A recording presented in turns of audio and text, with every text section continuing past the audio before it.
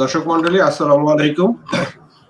আবারও সবাইকে শুভেচ্ছা জানাচ্ছি বিসেফ এর এই অনলাইন আমাদের নাগরিক সংলাপের পক্ষ থেকে। আপনারা জানেন যে আমরা প্রতি শনিবার দিন আমাদের গ্রামীণ অর্থনৈতিক উন্নয়নের বিভিন্ন বিষয় নিয়ে আমরা এই নাগরিক সংলাপে আলোচনা করি। বাংলাদেশ গত 5 দশকে বহু চড়াই উতরাই এবং বহু চ্যালেঞ্জ মোকাবেলা করে নিজেকে একটা অন্য উচ্চতায় আমরা নিয়ে আসতে সক্ষম হয়েছি। এই উচ্চতায় আসার পিছনে আমাদের গ্রামীণ অর্থনীতি একটা বিশাল ভূমিকা আছে।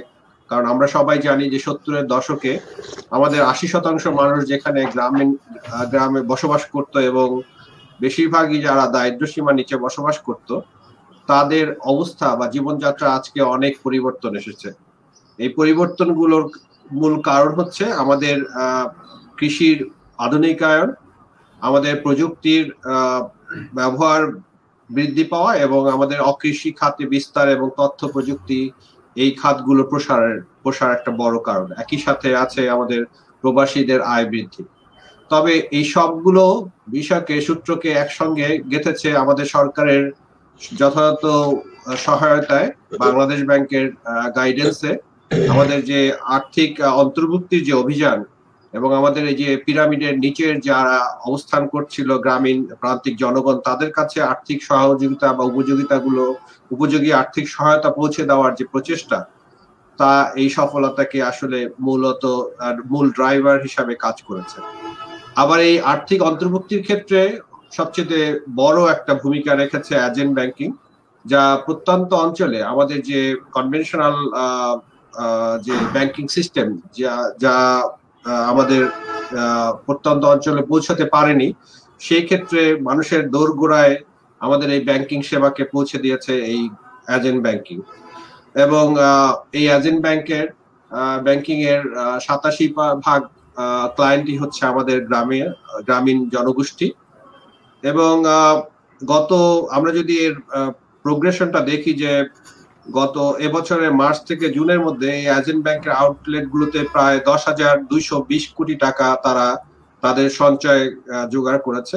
একই সাথে গত এবছরের জুনে প্রদত্ত এবছরের জুন পর্যন্ত তারা যে ঋণ দিয়েছে তাও প্রায় 3 গুণ বেড়ে 720 কোটি টাকায় পৌঁছেছে। আমি জাস্ট এই ফিগার গুলো বলছি যে কত দ্রুত আমাদের এই এজেন্ট ব্যাংকিংটা প্রসারিত হচ্ছে সেগুলোর একটা ধারণা দেওয়ার জন্য। আমাদের এই গ্রামীণ অর্থনীতির একটা বড় শক্তি হচ্ছে এই গ্রামীণ অর্থনীতি একদিকে যেমন আমাদেরকে বর্ধিষ্ণু শিল্প এবং সেবার কাঁচামালের যোগান দিয়েছে, ঠিক একইভাবে গ্রামীণ অর্থনীতির এই প্রসার এবং উন্নয়ন সাধনের ফলে বা গ্রামীণ মানুষের অর্থনৈতিক অবস্থার পরিবর্তনের উন্নত হওয়ার কারণে তারা আমাদের বাজারে চাহিদা বৃদ্ধিতে একটা ভূমিকা রেখেছে। এই যে চাহিদা এবং যোগান দুটো ক্ষেত্রেই এর একটা বড় ভূমিকা থাকার কারণে, এই অর্থনৈতিক স্বাধীনতা থাকার কারণে এই কোভিড সংকটে সারা পৃথিবীর অনেক বড় বড় অর্থনীতি যেখানে সংকটে পড়েছে, আমরা কিন্তু অনেক উন্নয়নশীল দেশের চাইতে সেক্ষেত্রে অনেক ভালো আছি। কারণ হচ্ছে যে আমরা আমাদের এই গ্রামীণ অর্থনীতি আমাদেরকে চাহিদার যোগানও দিয়েছে, আবার চাহিদা সৃষ্টিও করেছে। তো এই যে অর্থনীতির চাকাকে সচল রেখেছে।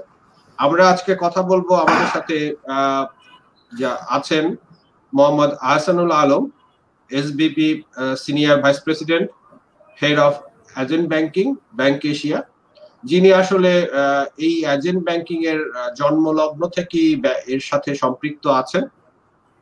আমরা তার কাছ থেকে তার অভিজ্ঞতাগুলো শুনবো।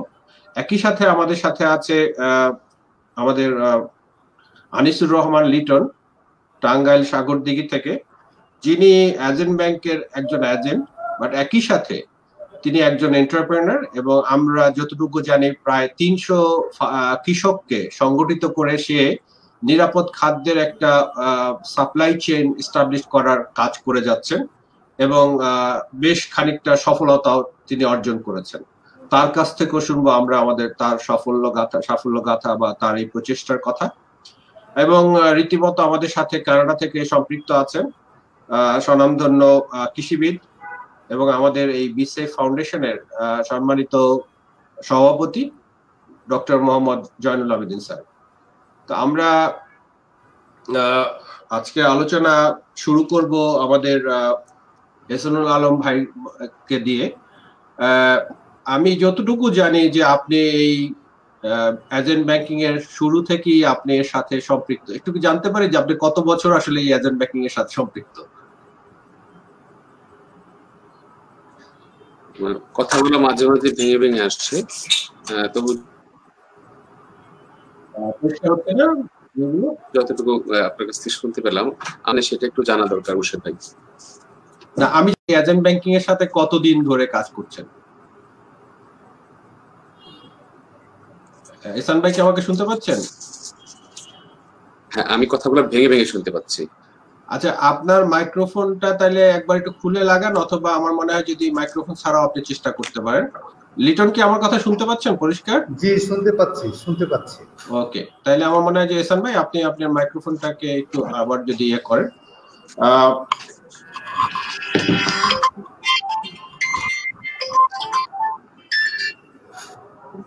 আসসালামু আলাইকুম।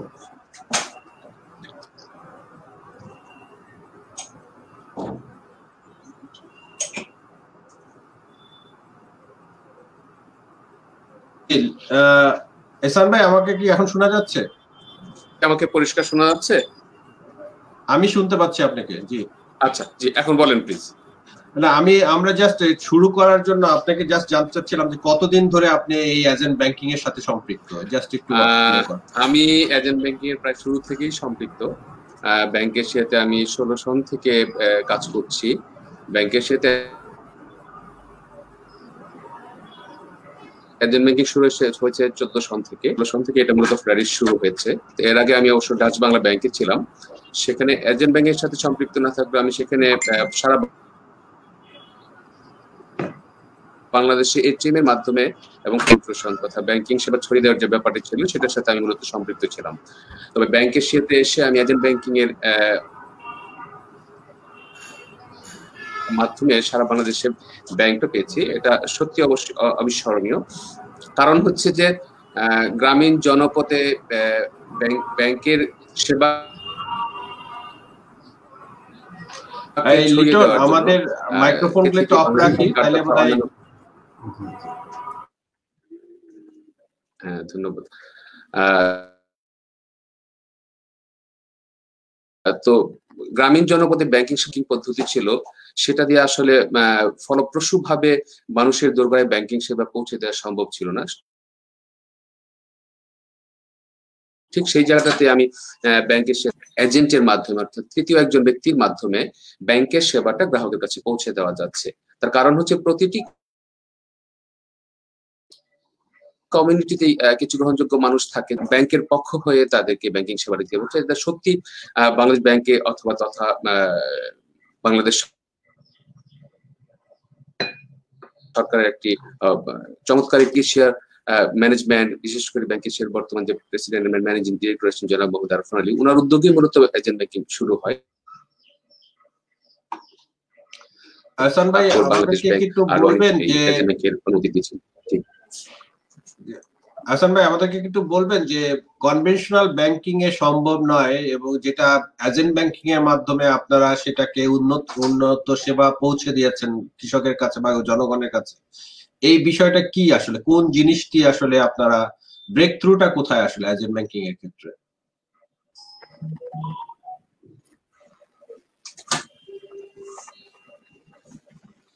আমি আপনার কথা কিন্তু অর্ধেক শুনতে পাই, অর্ধেক শুনতে পাই না। আমি কি তাহলে আমরা কিন্তু আপনাকে শুনতে পাচ্ছি, মাঝে মাঝে কেটে যাচ্ছে। আচ্ছা, মানে আমি যেটা জানতে চাচ্ছিলাম যে কনভেনশনাল ব্যাংকিং এ যা সম্ভব ছিল না বা যেই কনস্ট্রেন্টস গুলো ছিল, এজেন্ট ব্যাংকিং এ তার কোন জায়গাটায় আসলে মূলত আপনারা ইন্টারভেন করেছেন, বা আমরা এজেন্ট ব্যাংকিং এর মাধ্যমে কোন সেবাটাকে আসলে সবচেয়ে বেশি উন্নত করতে পেরেছি বলে মনে হয়? ব্যাংকের সাথে কাস্টমারের যে সংযোগ বা সম্পর্কের যে বিষয়টি, সেই জায়গাটাতে একটি অন্যতম দিক হচ্ছে কেওয়াইসি, নো ইউর কাস্টমার, বা একজন গ্রাহকের পরিচিতিটা জানা এবং তা গচ্ছিত রাখা ব্যাংকে। এই বিষয়টিতে খুবই গুরুত্বপূর্ণ, সেটা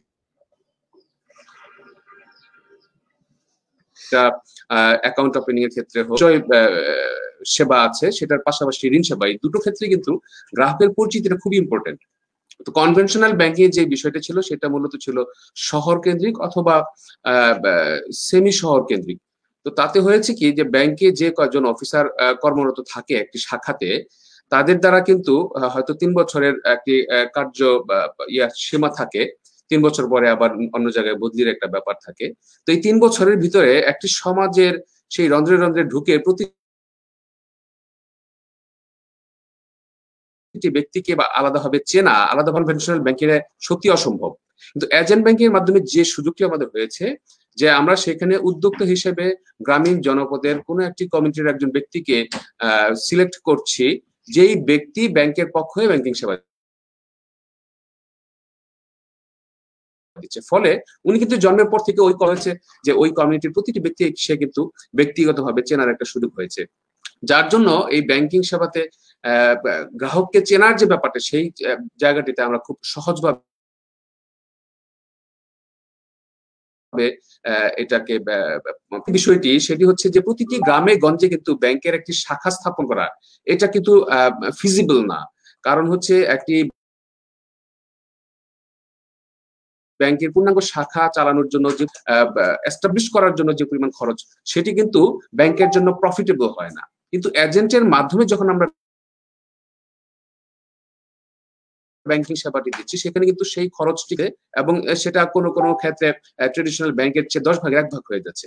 ফলে হচ্ছে কি অল্প খরচে সাধারণ মানুষকে আমরা ব্যাংকিং সেবাটা তার দোরগোড়ায় পৌঁছে দিতে পারছি।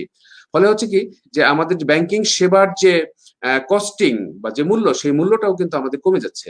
ফলে আমরা খুব সহজেই সহজ মূল্যে ব্যাংকিং সেবাটা দরিদ্র জনগোষ্ঠীর দোরগোড়ায় পৌঁছে দিতে পারছি।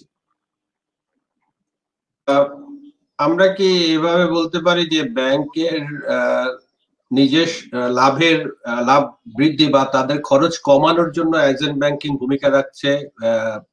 এটা পরিষ্কার আপনার কথা, কিন্তু আমাদের যারা গ্রাহক বা ভোক্তা পর্যায়ে আমাদের যারা কৃষক, তারা এখান থেকে কিভাবে উপকৃত হচ্ছে? একটা হচ্ছে যে তাদের কাছে ব্যাংকিং চলে গেছে, কিন্তু এর বাইরে আর কিভাবে উপকৃত হচ্ছে? ধন্যবাদ মোর্শেদ ভাই, আমি ওইদিকে যাচ্ছি। সেটা হচ্ছে যে আপনি শুরুতে অর্থনীতির চাকা হচ্ছে ব্যাংক, এবং ব্যাংকের কাজই হচ্ছে মানুষের যে দৈনন্দিন অর্থনৈতিক কর্মকাণ্ড সেটাকে ঘুরিয়ে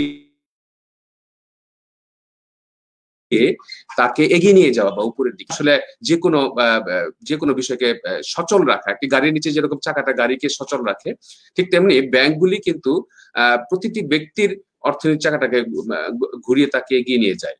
এবং আমাদের বাংলাদেশে এই যে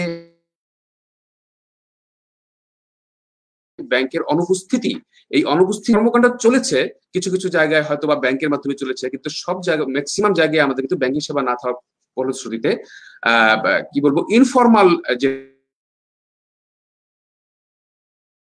অর্থনীতির চলক, সেই জিনিসটা ছিল। মানুষের যে অর্থনৈতিক ডেভেলপমেন্টটা, অর্থনৈতিক উন্নয়নটা সঠিকভাবে হয় নাই। কারণ হচ্ছে ইনফর্মাল ব্যাংকিং এর মাধ্যমে যে সমস্ত প্রতিষ্ঠানগুলি বা যে সমস্ত ব্যক্তিবর্গ মানুষের এই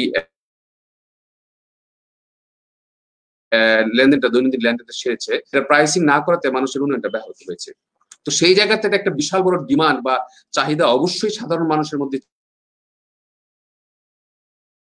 ছিল। তার কারণ হচ্ছে যে মানুষের যে উন্নতি, সেটি হচ্ছে একজন ব্যক্তি যে আয় করবে প্রতিদিন অথবা মাসিক ভিত্তিতে অথবা বাৎসরিক ভিত্তিতে, সেই আয়ের একটা অংশ কিন্তু সঞ্চয় হিসেবে তার ভবিষ্যতের জন্য রাখতে নিশ্চিত ছিল না। তো সেই জায়গাটা আমরা দিতে পেরেছি, যে মানুষের যে চাহিদাটা ছিল সেই জায়গাতে আমরা পৌঁছতে পেরেছি। এবং আমি যে বিষয়টি এখন বলতে চাচ্ছি, যে এই যে মানুষের সঞ্চয়ের মাধ্যমে তাদের ডিপোজিট করা, প্লাস হচ্ছে যে ব্যাংকের একটা গ্রামীণ অর্থনীতি থেকে একটা সঞ্চয়ের একটা লো কস্ট একটা সঞ্চয় বৃদ্ধি করা, সেই জায়গাটা কিন্তু আমাদের নিশ্চিত হয়েছে, এবং সেটার জন্য আমরা চমৎকার একটি রোডম্যাপ তৈরি করতে সক্ষম হয়েছি। যেই জায়গাটা এখন আমরা ভাবছি সেটা হচ্ছে যে এই যে মানুষের জমাকৃত অর্থ, সেই অর্থটি যেন বিনিয়োগ অর্থনীতির যে আরেকটা দিক, যে মানুষকে বিনিয়োগের মাধ্যমে তাদেরকে উদ্যোক্তা তৈরি করা, ছোট ছোট বা বড় পরিসরে বা মধ্যম পরিসরে যে উদ্যোগ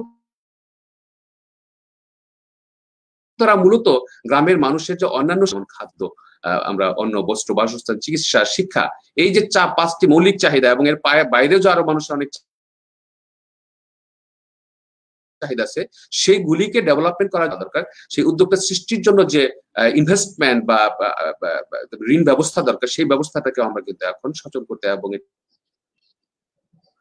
আহসান ভাই, আমি আপনার কাছে আবার আসবো। আমার মনে হয় যে আপনি যদি একটু চেষ্টা করেন যে অন্য কোনো ডিভাইসের মাধ্যমে যদি আপনি কানেক্ট হতে পারেন, কারণ আমার মনে হয় যে আপনার নেটওয়ার্কটা বোধহয় দুর্বল ওখান থেকে। আমরা আপনার কথা কেটে কেটে শুনতেছি আর কি। আপনার যদি মোবাইল ফোন বা অন্যভাবে হয়। আমি এর মাঝে একটু লিটনের কাছে যাই। লিটন, হ্যাঁ লিটন, আপনি কতদিন ধরে আসলে এই এজেন্ট ব্যাংকিং এর সাথে সম্পৃক্ত?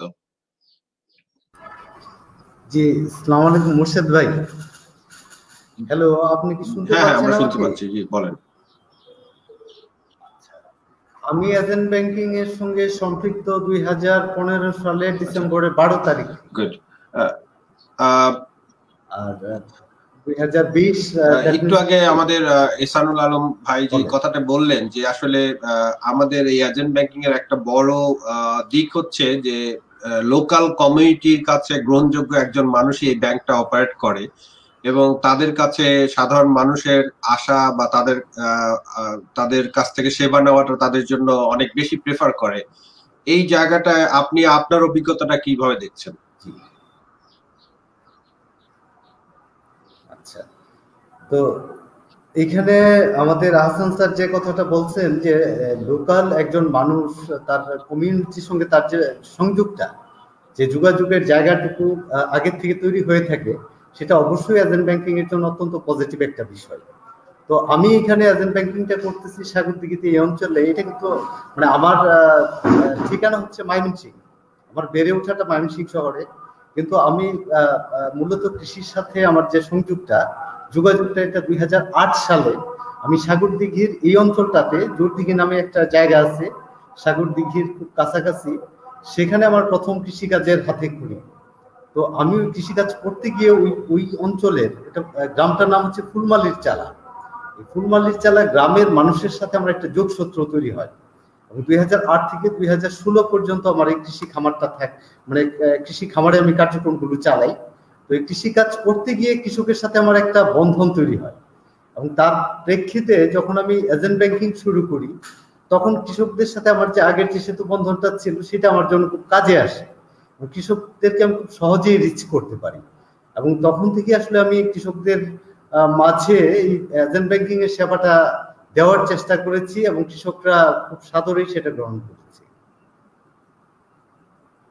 আমরা শুনেছি যে আপনি এজেন্ট ব্যাংকিং এর সাথে সাথে আপনি কৃষকদেরকে, আপনি একটু আগে নিজেও বললেন যে আপনি কৃষকদের নিয়ে তা অনেক আগে থেকে কাজ করছেন। আমি যতটুকু জানি যে আপনার একটা ফার্মার্স গ্রুপ আছে এবং তাদের যে প্রোডাক্টটাকে আপনি কালেকটিভলি মার্কেটে যাতে পৌঁছতে পারে সেটা নিয়ে আপনি কিছু কাজ করছেন। আপনি কি আমাদেরকে আপনার এই অভিজ্ঞতা সম্পর্কে শেয়ার করবেন? জি অবশ্যই।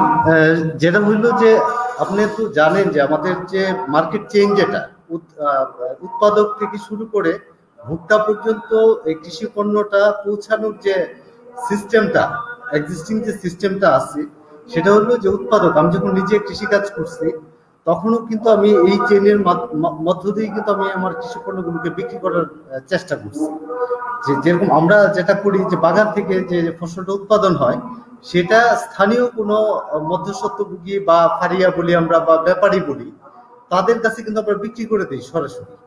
ওই মধ্যস্বত্বভোগী বা ব্যাপারীরা তারা আবার এই ফসলটা কিনে নিয়ে তারা আরেকজন মধ্যস্বত্ব ভোগীর কাছে বিক্রি করে, অথবা নিজেরা সরাসরি সেই কৃষি পণ্যটা আড়তে নিয়ে তারা নিজেরা বিক্রি করে।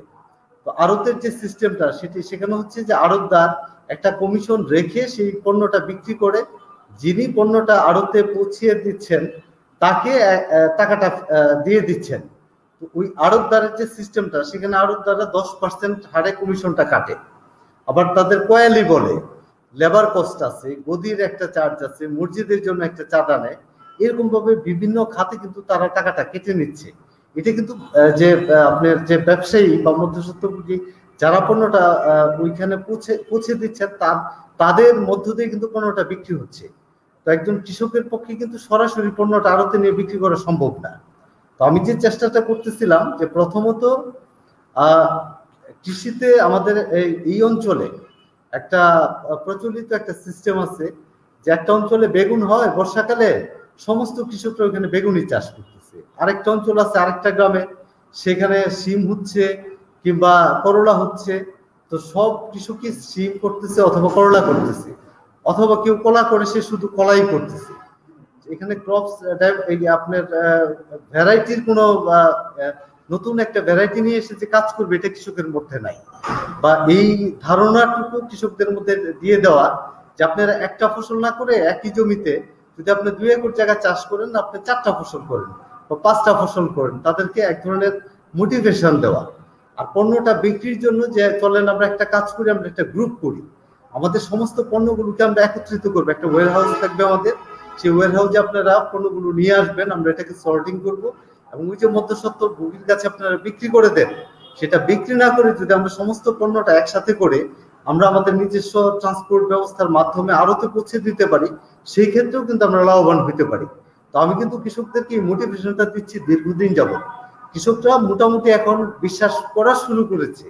আর আপনি তো জানেন যে গ্রামের মানুষদের কিছু প্রচলিত ধ্যান ধারণা আছে যে তারা যে ধারণাটা পোষণ করে তার বাইরে তাদেরকে নিয়ে আসাটা কিন্তু খুব কঠিন ব্যাপার। তো আমরা আসলে চেষ্টাটুকু করতেছি। তো প্রথমত এটার একটা সুযোগ তৈরি হয় এজেন্ট ব্যাংকিং এর কারণে, যে কৃষকের আমি যখন সরাসরি চাষাবাদ করি তখন আমি প্রবলেমগুলো ফাইন্ড আউট করতে পারি। আমার যে ফান্ডিংস গুলো ছিল, যে একজন কৃষক সবচেয়ে বেশি সমস্যায় পড়ে ফসল করতে গিয়ে দেখা গেল যে তার জমিতে সার দেওয়া প্রয়োজন কিংবা তার জমিতে কীটনাশক স্প্রে করা প্রয়োজন, তখন তার হাতে যদি টাকা না থাকে তখন কিন্তু সে অস্থির হয়ে ওঠে। এবং সেই টাকাটা যদি তাকে জোগাড় করতে হয় তখন দেখা যায় যে স্থানীয় যে সমিতিগুলো আছে চড়া সুদে ঋণ দেয়, তাদের কাছ থেকে তারা 1000-5 টাকা মাসিক হিসাবে তারা একটা টাকাটা নিয়ে নিচ্ছে, নিয়ে তারা তাদের প্রয়োজনটা মেটাচ্ছে। তখন আমি যেটা করলাম যে এজেন্ট ব্যাংকিং ডিপার্টমেন্টের সঙ্গে কথা বলে, ব্যাংক এশিয়ার ম্যানেজমেন্টের সাথে কথা বলে তাদেরকে আমি রাজি করে যে দেখেন কৃষকদেরকে যদি আপনারা টাকাটা দেন, সঠিক সময় কৃষক যদি টাকাটা পায়, এই কৃষকের যে বিনিয়োগটা এটা সঠিক একটা বিনিয়োগ হবে, এবং কৃষক যদি স্বল্প মূল্যে টাকাটা পায় তাহলে সেক্ষেত্রে কৃষকের লাভবান হওয়ার সুযোগ আছে। তখন ব্যাংক এশিয়া আমাকে এই বিষয়টাতে পূর্ণ সমর্থন দেয়। ব্যাংক এশিয়ার এগ্রিকালচারাল ক্রেডিট ডিপার্টমেন্ট এবং এজেন্ট ব্যাংকিং ডিপার্টমেন্টের সহযোগিতায় আমি 2009 সাল থেকে কৃষি ঋণের যে বিষয়টা আছে, শস্য ঋণটা এটা কৃষকদের মধ্যে বিতরণ করা শুরু করি, এবং 2020 সালে এসে আমরা প্রায় 850 কৃষি ঋণ বিতরণ করি কোয়ান্টিটি। তো এই 850 কৃষি ঋণ 300 কৃষকই পাইছে। দেখা গেছে যে প্রথম একজন কৃষককে আমরা 30,000 টাকা দিলাম, তারপর তাকে আমরা আবার 40,000 টাকা দিলাম, এভাবে তাদেরকে টাকার পরিমাণটা আমরা বাড়ানো শুরু করি। এবং কৃষক এখন মোটামুটি আমাদেরকে আস্থায় নিচ্ছে যে না, আমাদের সঙ্গে থাকলে তারা লাভবান হবে। এইভাবে আমরা আসলে একটা গ্রুপ ফর্ম করে কাজ করার চেষ্টা করতেছি। মুর্শেদ ভাই, আপনাদের এখন হাইয়েস্ট কত টাকা ঋণ দিচ্ছেন কৃষি ঋণ হিসাবে? আমরা বর্তমান সরকারের যে স্টিমুলাস প্যাকেজ যেটা আছে, প্রণোদনা প্যাকেজ, এই প্যাকেজে আমরা গত 4 দিন আগে আমরা একসঙ্গে 4 জন কৃষককে প্রায় 20 লাখ টাকা ঋণ দিয়েছি। একজন কৃষক কলা চাষের জন্য 5 লাখ টাকা করে পেয়েছি। এহসান ভাই, আপনি আমাকে শুনতে পাচ্ছেন? জি, এখন শুনতে পাচ্ছি। আচ্ছা, আমাদের সভাপতি মহোদয় বোধহয় কোনো প্রশ্ন জানার আছে, বলেন। আমার একটা ছোট্ট প্রশ্ন, সেটা হলো যে এই যে রিটেনশন যে ব্যাংকিং উনি কৃষকদের সঙ্গে কাজ করছেন, এটা খুবই একটা সুসংবাদ। ওইটার জন্য যে সমস্ত কৃষকের কে লোন দেন তাদের কাছ থেকে টাকা ফেরত প্রাপ্তির গ্যারান্টি কি প্রয়োজন পড়ে, বা কিভাবে আপনি সেটা করেন যে টাকাটা ফেরত আসবে? জি স্যার, আমি যে কাজটা করতেছি আমাদের মোটামুটি ভাবে গত 4 বছর যে অভিজ্ঞতা, আমাদের কৃষকরা প্রায় 99%, প্রায় 99% ক্ষেত্রে আমরা রিকভারির ক্ষেত্রে সফল হয়েছি। এবং যে কৃষকরা দেখা গেছে যে সময় মতো টাকাটা পরিশোধ করতে পারতেছে না, তারা কিন্তু সময় নিচ্ছে, 1 মাস বা 2 মাস সময়ের মধ্যে তারা কিন্তু আবার রিকভারি করতেছে। এখানে আমি যে কাজটা করছি, যে গ্রুপগুলো ফর্ম করছি, আমি একটি সমবায় সমিতি করার চেষ্টা করছি। এখানে 15টা ছোট ছোট গ্রুপ আছে সাগরদিঘিতে। এই 15টা গ্রুপে প্রায় 300 কৃষক এটার মেম্বার। ওই প্রত্যেকটা গ্রুপে একটা কমিটি করে দেওয়া হয়েছে, যে ওই কমিটির যে সভাপতি সেক্রেটারি আছে তারা ওই সমিতির জন্য দায়বদ্ধ থাকে। এবং এই যে 15টা সমিতির সভাপতি সেক্রেটারিদেরকে নিয়ে আমি আবার আরেকটা স্টিয়ারিং কমিটি গঠন করছি। এই স্টিয়ারিং কমিটি মূলত সমস্ত বিষয়টাকে পরিচালনা করতেছে, অন্যান্য সমিতিগুলোকে পরিচালনা করছে। তো স্টিয়ারিং ঋণের যে প্রক্রিয়াটা সেটা হচ্ছে যে একজন সাপোজ ধরেন যে আমাদের একটা সমিতির নাম হচ্ছে যে ঘুনাপাড়া কৃষক সমবায় সমিতি। এই ঘুনাপাড়া সমিতির একজন মেম্বার যখন তার ঋণের প্রয়োজন হয় তখন সে ওই সমিতির সভাপতি সেক্রেটারির কাছে বা ওই কমিটির কাছে আবেদন করছে যে আমার এই ফসলের জন্য আমার 50,000 টাকা দরকার। ওই সমিতির সভাপতি সেক্রেটারি সেটা অনুমোদন দেওয়ার পরে এটা আমাদের স্টিয়ারিং কমিটিতে আসতেছে। সবগুলো সমিতির যে স্টিয়ারিং কমিটির সভাপতি সেক্রেটারি ওই যে ওনারাই কিন্তু স্টিয়ারিং কমিটির সভাপতি সেক্রেটারি। তো ওনার এই স্টিয়ারিং কমিটির সভাপতি সেক্রেটারি এটাকে যাচাই বাছাই করতেছে যে এই কৃষকটা সঠিক কৃষক কিনা, বা সে যে ফসলটা উৎপাদন করবে সেই ফসলটা তার আছে কিনা, এবং সেই ঋণটা ফেরত দেওয়ার মতো তার ক্যাপাবিলিটি আছে কিনা। যখন তারা নিশ্চিত হচ্ছেন তখন তারা এটাকে অনুমোদন দিচ্ছেন যে হ্যাঁ এই কৃষককে ঋণ দেওয়া যায়। তখন ওই পেপারসটা চলে আসতেছে আমাদের এজেন্ট ব্যাংকিং আউটলেটে আসার পর আমরা এটা ব্যবস্থাটা নিচ্ছি এবং ওনাকে ঋণের ব্যবস্থাটা করে দিচ্ছি। আবার যখন ঋণ আদায়ের যে সময়টা যখন হচ্ছে তখন এই স্টিয়ারিং কমিটির মাধ্যমে আমরা ওই সমিতিকে জানাচ্ছি যে তোমার এই সমিতিতে এই 10 জন কৃষকের ঋণ আছে এবং তাদের ডেডলাইন হচ্ছে এত তারিখ। তখন ওই সমিতির সভাপতি সেক্রেটারি কৃষকদের সঙ্গে যোগাযোগ করতেছে এবং কৃষকরা যথাসময়ে মোটামুটি ভাবে অলমোস্ট যথাসময়ে তারা টাকাটা ফেরত দিচ্ছে ব্যাংকে। স্যার এহসান ভাই আমাদের কাছে, এহসান ভাই কি শুনতে পাচ্ছেন? জি শুনতে পাচ্ছি। আমাদের কাছে একটা, জি স্যার একটা প্রশ্ন করতে যাচ্ছে মনে হয়। আরেকটা ছোট্ট প্রশ্ন ওই লিটন সাহেবের কাছে, বা আপনারা দুইজনই বলতে পারেন যে এতে করে যে মানে আমাদের যে প্রান্তিক কৃষক আমরা বলে থাকি যে উন্নয়ন যদি হতে হয় তাহলে পরে ইংরেজি শব্দটা ইনক্লুসিভ, সবাইকে নিয়ে উন্নয়নের জায়গাতে যাওয়া। এখানে যে আমাদের যে সমস্ত প্রান্তিক কৃষক আছে বা ভূমিহীন কৃষক আছে, বর্গা চাষী বিশেষ করে, এরা কি করে আপনার এই এজেন্ট ব্যাংকিং থেকে ঋণ পেতে পারে সহজে? তাদের কোনো বাধা নিষেধ আছে কিনা? স্যার তো এই জায়গায় আমি আপনাকে বলি যে আমরা যে কৃষকদেরকে নিয়ে কাজ করতেছি এটা মোটামুটি 80% কৃষকই হচ্ছে একেবারেই প্রান্তিক পর্যায়ের, এবং তাদের দেখা যায় কারো হয়তো 40% জায়গা আছে, কারো 30% জায়গা আছে, অনেকের জায়গা পর্যন্ত নেই। আমরা তাদেরকে উৎসাহিত করতেছি যে তোমরা ব্যাংকের কাছ থেকে টাকা নিয়ে একটা গরু কিনো। একটা গরু যদি লালন পালন করো 1 বছর তোমার অন্যান্য কাজের পাশাপাশি তুমি যদি 40,000 টাকাতে একটা বাছুর কিনো, এই বাছুরটাকে যদি তোমরা পরবর্তী কুরবানি ঈদ পর্যন্ত লালন পালন করো তাহলে সেক্ষেত্রে তোমরা অন্তত পক্ষে এই 40,000 টাকা ব্যয় করে আরো 30 থেকে 40,000 টাকা আয় করতে পারবা। এবং তারা কিন্তু এই বিষয়টাকে খুব ভালোভাবে গ্রহণ করেছে স্যার, এবং আমরা এটাকে চেষ্টা করতেছি আরো ক্লোজ মনিটরিং এ নিয়ে আসার জন্য। এবং আমাদের একেবারে প্রান্তিক কৃষকরাই কিন্তু আমাদের এই সংগঠনের সাথে জড়িত, এবং আপনি 80% আমি যেটা বললাম এটা কিন্তু সংখ্যাটা আরো বেশি হবে স্যার। এহসান ভাই আমি আপনার কাছে যেটা জানতে চাচ্ছি যে লিটন যেটি করছে তার সাগরদিঘিতে, এটাই কি আপনার ব্যাংক এশিয়ার একমাত্র উদাহরণ, না এরকম আরো অভিজ্ঞতা আপনাদের আছে, বা আপনারা অনেকগুলো আরো অন্যান্য এজেন্টরাও এই কাজগুলো করছে বলে মনে করেন? ধন্যবাদ মোর্শেদ ভাই। এখন মনে হয় আমার কথা পরিষ্কার শোনা যাওয়ার কথা। আমি এতক্ষণ ল্যাপটপে ছিলাম, এটা খুবই পরিষ্কার ডিভাইসে চলে আসছি আর কি। যাক, মাঝে মাঝে ডিস্টার্ব হয়ে যায়। আজকে একটু নেটওয়ার্কটা একটু মানে স্লো আসছে এমনি। তো লিটনের আপনারা বুঝতেই পারছেন যে লিটন যেভাবে ব্যাংকিং এর উপর বিভিন্ন প্রশ্নের উত্তর দিচ্ছে এবং ব্যাংকিং নর্মস অনুযায়ী, তাতে বুঝতে পারছেন যে আসলে ব্যাংকে সে যে কাজটা করে চলেছে তা হচ্ছে উদ্যোক্তা সৃষ্টি। সেটা ব্যাংকিং উদ্যোক্তা এবং তাদের মাধ্যমে সেবাটা, এবং সেটা নিশ্চিত হচ্ছে লিটন মতো। এটা লিটন একা উদাহরণ না, আবার যে সবাই লিটনের মতো সেটাও বলবো না, তবে লিটনের মতো অনেকেই কাজ করছে। বিশেষ করে আমাদের উত্তরবঙ্গে কিছু প্রজেক্ট চলছে যেখানে কিছু প্রতিষ্ঠানও ঠিক লিটনের মতো করে কাজ করছে। সেই প্রতিষ্ঠানগুলিও কিন্তু আমাদের কিন্তু 3 ধরনের এজেন্ট আউটলেট হয়। একটা হচ্ছে ইনস্টিটিউশনাল, একটা হচ্ছে ইন্ডিভিজুয়াল, আর একটা হচ্ছে ইউডিসি। বা গভর্নমেন্টের যে সমস্ত সেগমেন্ট আছে। তো ইনস্টিটিউশনাল কিছু আছে যারা আমাদের এরকম কাজ করছে। উত্তরবঙ্গে আমাদের অনেক বড় একটা প্রজেক্ট যেখানে আমরা 1 লক্ষ কৃষক নিয়ে কাজ করছি এবং সেখানে অনেক ভালো ভালো উদাহরণ সৃষ্টি হয়েছে।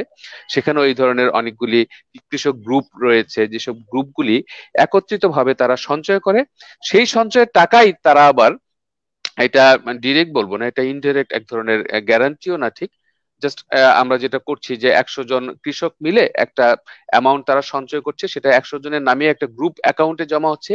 সেই টাকাটা লেন করেই আমরা তার 10 গুণ লোন, ওই 100 জনের মধ্যে হয়তো বা 60 জনের লোন দরকার, 60 জনকে লোন দিয়ে দিচ্ছি। তাতে করে এই গ্রুপের একটা রেসপন্সিবিলিটি চলে আসতেছে যে এই 60টা লোন যে 60 জন লোক নিল, তারা সকলে মিলেই তাদেরকে সহযোগিতা করে, কেউ যাতে লোনটা খারাপ না হয়ে যায়, কোনো কৃষক যদি কোনো বিপদে পড়ে তাকে একটু সহযোগিতা করা, কারোর ক্রপে কোনো ক্ষতি হলে তার ক্ষতিটা সবাই মিলে করা, শেয়ারিং করা, এই জিনিসগুলা ধীরে ধীরে কৃষকদের ভিতরে, এই যে ওই প্রজেক্টটার নামই হচ্ছে আমাদের গ্রোয়িং টুগেদার প্রজেক্ট। কৃষকদের ভিতরে আমরা এই যে সম্মিলিত ভাবু যে সকলে মিলে ভালো থাকার একটা চেষ্টা, সেরকম হচ্ছে। আমাদের ফরিদপুরে কিছু কাজ হয়েছে এরকম, যেখানে আমরা কৃষকদেরকে কার্ড দিয়েছি, এগ্রি কার্ড বলে, কার্ডের মাধ্যমে আমরা রিটেলারদের মাধ্যমে ওইখানে আমরা প্রায় 4-5 হাজার কৃষককে আমরা লোন দিয়েছি। সেই লোনগুলি আমরা ডিরেক্টলি কৃষকের হাতে টাকা বা তার অ্যাকাউন্টে টাকা না দিয়ে তাকে একটা কার্ড দিয়ে দিচ্ছি, যেই কার্ডটি দিয়ে তারা রিটেলারের কাছ থেকে কৃষি পণ্য কিনতে পেরেছে। সেখানে একটা ভালো এক্সাম্পল হয়েছে। আমাদের যশোরে কিছু প্রজেক্ট আছে এই ধরনের, লিটন যেভাবে করছে ঠিক সেই মডেলেই, বাট কখনো আমরা এনজিওর মাধ্যমে করছি, কখনো আমরা ইনস্টিটিউশনের মাধ্যমে করছি, কখনো কখনো লিটনের মতো উদ্যোক্তা যারা নাকি কৃষকদের জন্য, আমি লিটনের সামনেই বলছি যে সে তার এলাকার কৃষকদেরকে সেবা দেওয়ার জন্য সে ঢাকা ইউনিভার্সিটি থেকে কৃষির উপরে এমফিল ডিগ্রি করেছে, যাতে করে সে কৃষকের কৃষি উৎপাদনের ক্ষেত্রেও সে যেন সহযোগিতা করতে পারে। এই যে তার একটা আগ্রহ যে আমি শুধু ব্যাংকিং করব না, আমি যাদেরকে ব্যাংকিং সেবা দিচ্ছি তারা যে কাজে সম্পৃক্ত সেই কাজেও যেন আমি সহযোগী হিসেবে তাদের পাশে থাকতে পারি, এই জন্য সে কিন্তু ঢাকা ইউনিভার্সিটি ভর্তি হয়ে এমফিল ডিগ্রি করে ফেলেছে কৃষির উপরে স্যার। কাজে আমি মনে করি যে এই ধরনের উদ্যোক্তা যদি আমরা সারা বাংলাদেশে সৃষ্টি করতে পারি, যারা ওনারশিপ নিয়ে মানুষের সেবাটা করবে, তাহলে আমার মনে হয় যে এজেন্ট ব্যাংকের মূল সফলতা। আমি উত্তর দিতে পেরেছি মনে হয়। হাসান ভাই, আমাদের একটু ফিরে তাকাই যে আমাদের যারা দর্শক আছেন তাদের কিছু আছে, কমেন্ট আছে সেদিকে। আমাদের জিয়াউল হক বাবলু ভাই, উনি বোধহয় অস্ট্রেলিয়া থেকে বোধহয় আমাদের সাথে সংযুক্ত আছেন। ওনার কয়েকটা কমেন্ট ছিল যে আমাদের এই এজেন্ট ব্যাংকের যে সাপোর্টটা নিতে আমাদের কি সিকিউরিটি বা ইকুইটি যাদের নাই তা সেই জনগোষ্ঠী কি এটা নিতে পারে কিনা। আবার উনি একটু আরেকটি কমেন্ট করেছেন যে 5 লক্ষ টাকা কৃষি ঋণ তো অনেক বড় একটা ঋণ, এটা কি আমাদের প্রান্তিক চাষিদের জন্য গলার কাটা হয়ে যাচ্ছে কিনা। মানে এই যে সন্দেহের জায়গাগুলোকে আমরা কিভাবে উত্তর দেব? আচ্ছা, এখানে দুটো প্রশ্ন। প্রথম প্রশ্নের উত্তর হচ্ছে যে সম্ভবত আমি যদি বুঝে থাকি যে একজন ব্যক্তি যদি এজেন্ট হতে চায় তার নিজস্ব কোনো ক্যাপিটাল, যারা আমাদের এই এজেন্ট ব্যাংক থেকে যারা কৃষি ঋণ নেবে তাদের কি কোনো ইকুইটি লাগবে কিনা? না না, বাংলাদেশ ব্যাংকের যে কৃষি ঋণগুলি আছে সেই কৃষি ঋণের ভিতরে কিন্তু এরকম কোনো সিস্টেম নাই। কাজেই 10 টাকার যে লোনগুলি আছে সেখানে কিন্তু কৃষকের দিক থেকে কোনো ধরনের ইকুইটি দরকার নেই। তার একটা বছর একটা সাইকেলের জন্য যতটুকু ঋণ দরকার সবটুকু ঋণই কিন্তু আমরা ব্যাংক থেকে দিয়ে থাকি, এবং সে তার ক্রপ বিক্রি করে তার যে তার যদি সত্যি প্রফিট হয় তাহলে সে প্রফিটের টাকা রেখে তার যে ঋণের উপর যেটুকু সুদ হয় বা যেটুকু মুনাফা হয় সেটুকু তারা ব্যাংকে বুঝিয়ে দেয় আর কি। এখানে কোনো আলাদা ক্যাপিটালের দরকার নাই, নাম্বার 1। আরেকটা জিনিস হচ্ছে যে 5 লক্ষ টাকা তো আমরা সকলকে দিচ্ছি না। যার 20,000 টাকা দরকার তাকে 20,000 টাকা দিচ্ছি, যার 50,000 দরকার 50,000 দিচ্ছি, যার 1 লক্ষ দরকার 1 লক্ষ দিচ্ছি, যার 5 লক্ষ দরকার 5 লক্ষ দিচ্ছি। এখন ধরেন অলরেডি 100 গরু আছে, তার একটা শেড দরকার, তাকে তো 5 লক্ষ টাকা দেওয়া যায়। বাট যার নিজেরই ধরেন 10 একর জমি আছে, সে ছোটখাটো কৃষি খামার করেছে, তাকে তো 10 লক্ষ 20 লক্ষ টাকা পর্যন্ত দেওয়া যায়। কাজে আমরা যে একদম প্রান্তিক একজন কৃষকের উপরে জোর করে 5 লক্ষ টাকা দিয়ে দিচ্ছি, বিষয়টা সেরকম নয়। এটা আসলে ডিমান্ড অনুযায়ী আমরা দিচ্ছি। আমাদের ডক্টর তাজুল ইসলাম জানতে চেয়েছেন যে আসলে এই যে প্রসেসটা, একটা লোন, কৃষি লোন আপনাদের কাছ থেকে যদি কোনো কৃষক পেতে চায় তাহলে এই সাইকেলটা বা এই প্রসেসটা কমপ্লিট হতে কতদিন সময় লাগে? মানে কতদিনের মধ্যে একজন কৃষক আপনার কাছ থেকে লোন চাইলে লোন পেতে পারে? আমরা আসলে এই এজেন্ট ব্যাংকিং এর মাধ্যমে ঋণ প্রদানের যে বিষয়টি, এটা পাইলটিং অবস্থায় ছিল ব্যাংক এশিয়াতে। এটা কিন্তু বাংলাদেশ ব্যাংক থেকেও প্রথম দিকে ওই ধরনের কোনো গাইডলাইন বা ইয়া ছিল না। ব্যাংক এশিয়া প্রাথমিকভাবে পাইলটিং আকারে দিয়েছে। প্রথম দিকে আমাদের কিছু হ্যাসেল ছিল, আপনারা নিজেই বুঝতে পারেন যে যে কোনো একটা লোন দেওয়ার আগে কিন্তু ব্যাংকের কর্মকর্তাকে ওই জায়গা ভিজিটের একটা ব্যাপার থাকে, তার যে সম্পদ আছে সেটা ইভালুয়েশনের একটা ব্যাপার থাকে, এবং টোটাল লোনের একটা প্রসেস থাকে। আমাদের ইনফর্মাল ব্যাংকিং এ যেভাবে খুব দ্রুত লোন দিয়ে দেয়, ব্যাংক চাইলেই সেভাবে লোন দিতে পারে না, কারণ ব্যাংকের উপরে আবার বাংলাদেশ ব্যাংক তথা কেন্দ্রীয় ব্যাংকের একটা মনিটরিং থাকে। কাজেই সেই নর্মস অনুযায়ী কিন্তু আমাদেরকে এই ঋণ সেবাটা দিয়ে থাকতে হয়। সেই ক্ষেত্রে প্রথম দিকে আমাদের বেশ সময় লেগেছে। অনেক সময় আমরা ইভালুয়েশনটা প্রপারলি টাইমলি করতে পারি নাই, অথবা দেখা গেছে যে ব্যাংকের শাখাটা হয়তো বা সেই 40 কিলোমিটার দূরে, কারণ আমরা লোন প্রথম দিকে সরাসরি এজেন্টের মাধ্যমে দিতে পারিনি। আমাদের সংশ্লিষ্ট একটা শাখা থাকে, ওইটার সাথে কানেক্টিং, সেই শাখার যে অফিসাররা তারা গিয়ে সেই লোনটাকে প্রসেস করতে হতো।